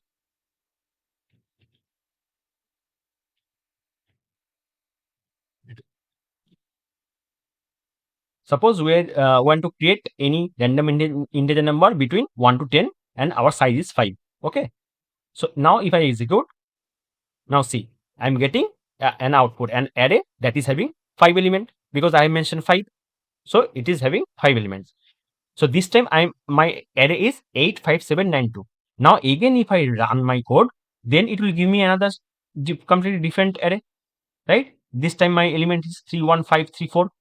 Again, if I execute, then again it will give me different array. All the element is different, 77726. So each time whenever I run my code, each time it is giving me any random number. So my output is not same. Okay, but sometime in our project, based on our project requirement, sometime we want our output has to be same always. Okay, our output has to be same always. In that case, what we have to do, we have to provide our seed. Then we just need to mention np dot random dot seed, and here we have to pass 42. Now if we execute, now see, now it is giving me 74857. Again if I execute, now see, again I'm getting the same output, 74857. Again if I run, again I'm getting the same output, 74857. So as I mentioned my seed, so each time whenever I run my code, every time I will get my output, same output. Okay, I will get same output. So to fix my output same, I have to use seed. If I don't use seed, then each time I will get random any number, any output. So every time my output will be different. But if I want to fix my output so that I can get my output same every time, with every run, then I have to use seed. And whenever I use seed, in every run, I will get same output. Okay, I will get same output. This is why we need to use seed. So I believe you understand how a different type of random function works and how we can create different type of arrays, different size of arrays using this random modules. Okay. So guys, that's it for this NumPy full course. In this video, we have covered everything from the basics all the way to important concept like array operation, reshaping, and the random module. If you have understood all these things, all this concept properly, then trust me, your foundation in NumPy is now very strong. And this is really important because NumPy is backbone of the data science and machine learning. It handles array, mathematical operation, and efficient computation, which are used in almost every data-related project. Now, one more important thing. Whatever code we have written and practiced in this entire video, I will upload all of them into a GitHub repository, and the link of that repository will be available in this video description box. So you can go there, download the code, and practice everything step by step on your own. Also, don't just stop here. Practice regularly, try different examples, and experiment with the concept. Okay, because the more you practice, the more confident you will become. So if you found this video helpful, then don't forget to like, share, and subscribe to the channel. So keep learning, keep practicing, and I will see you in the next video. Thank you.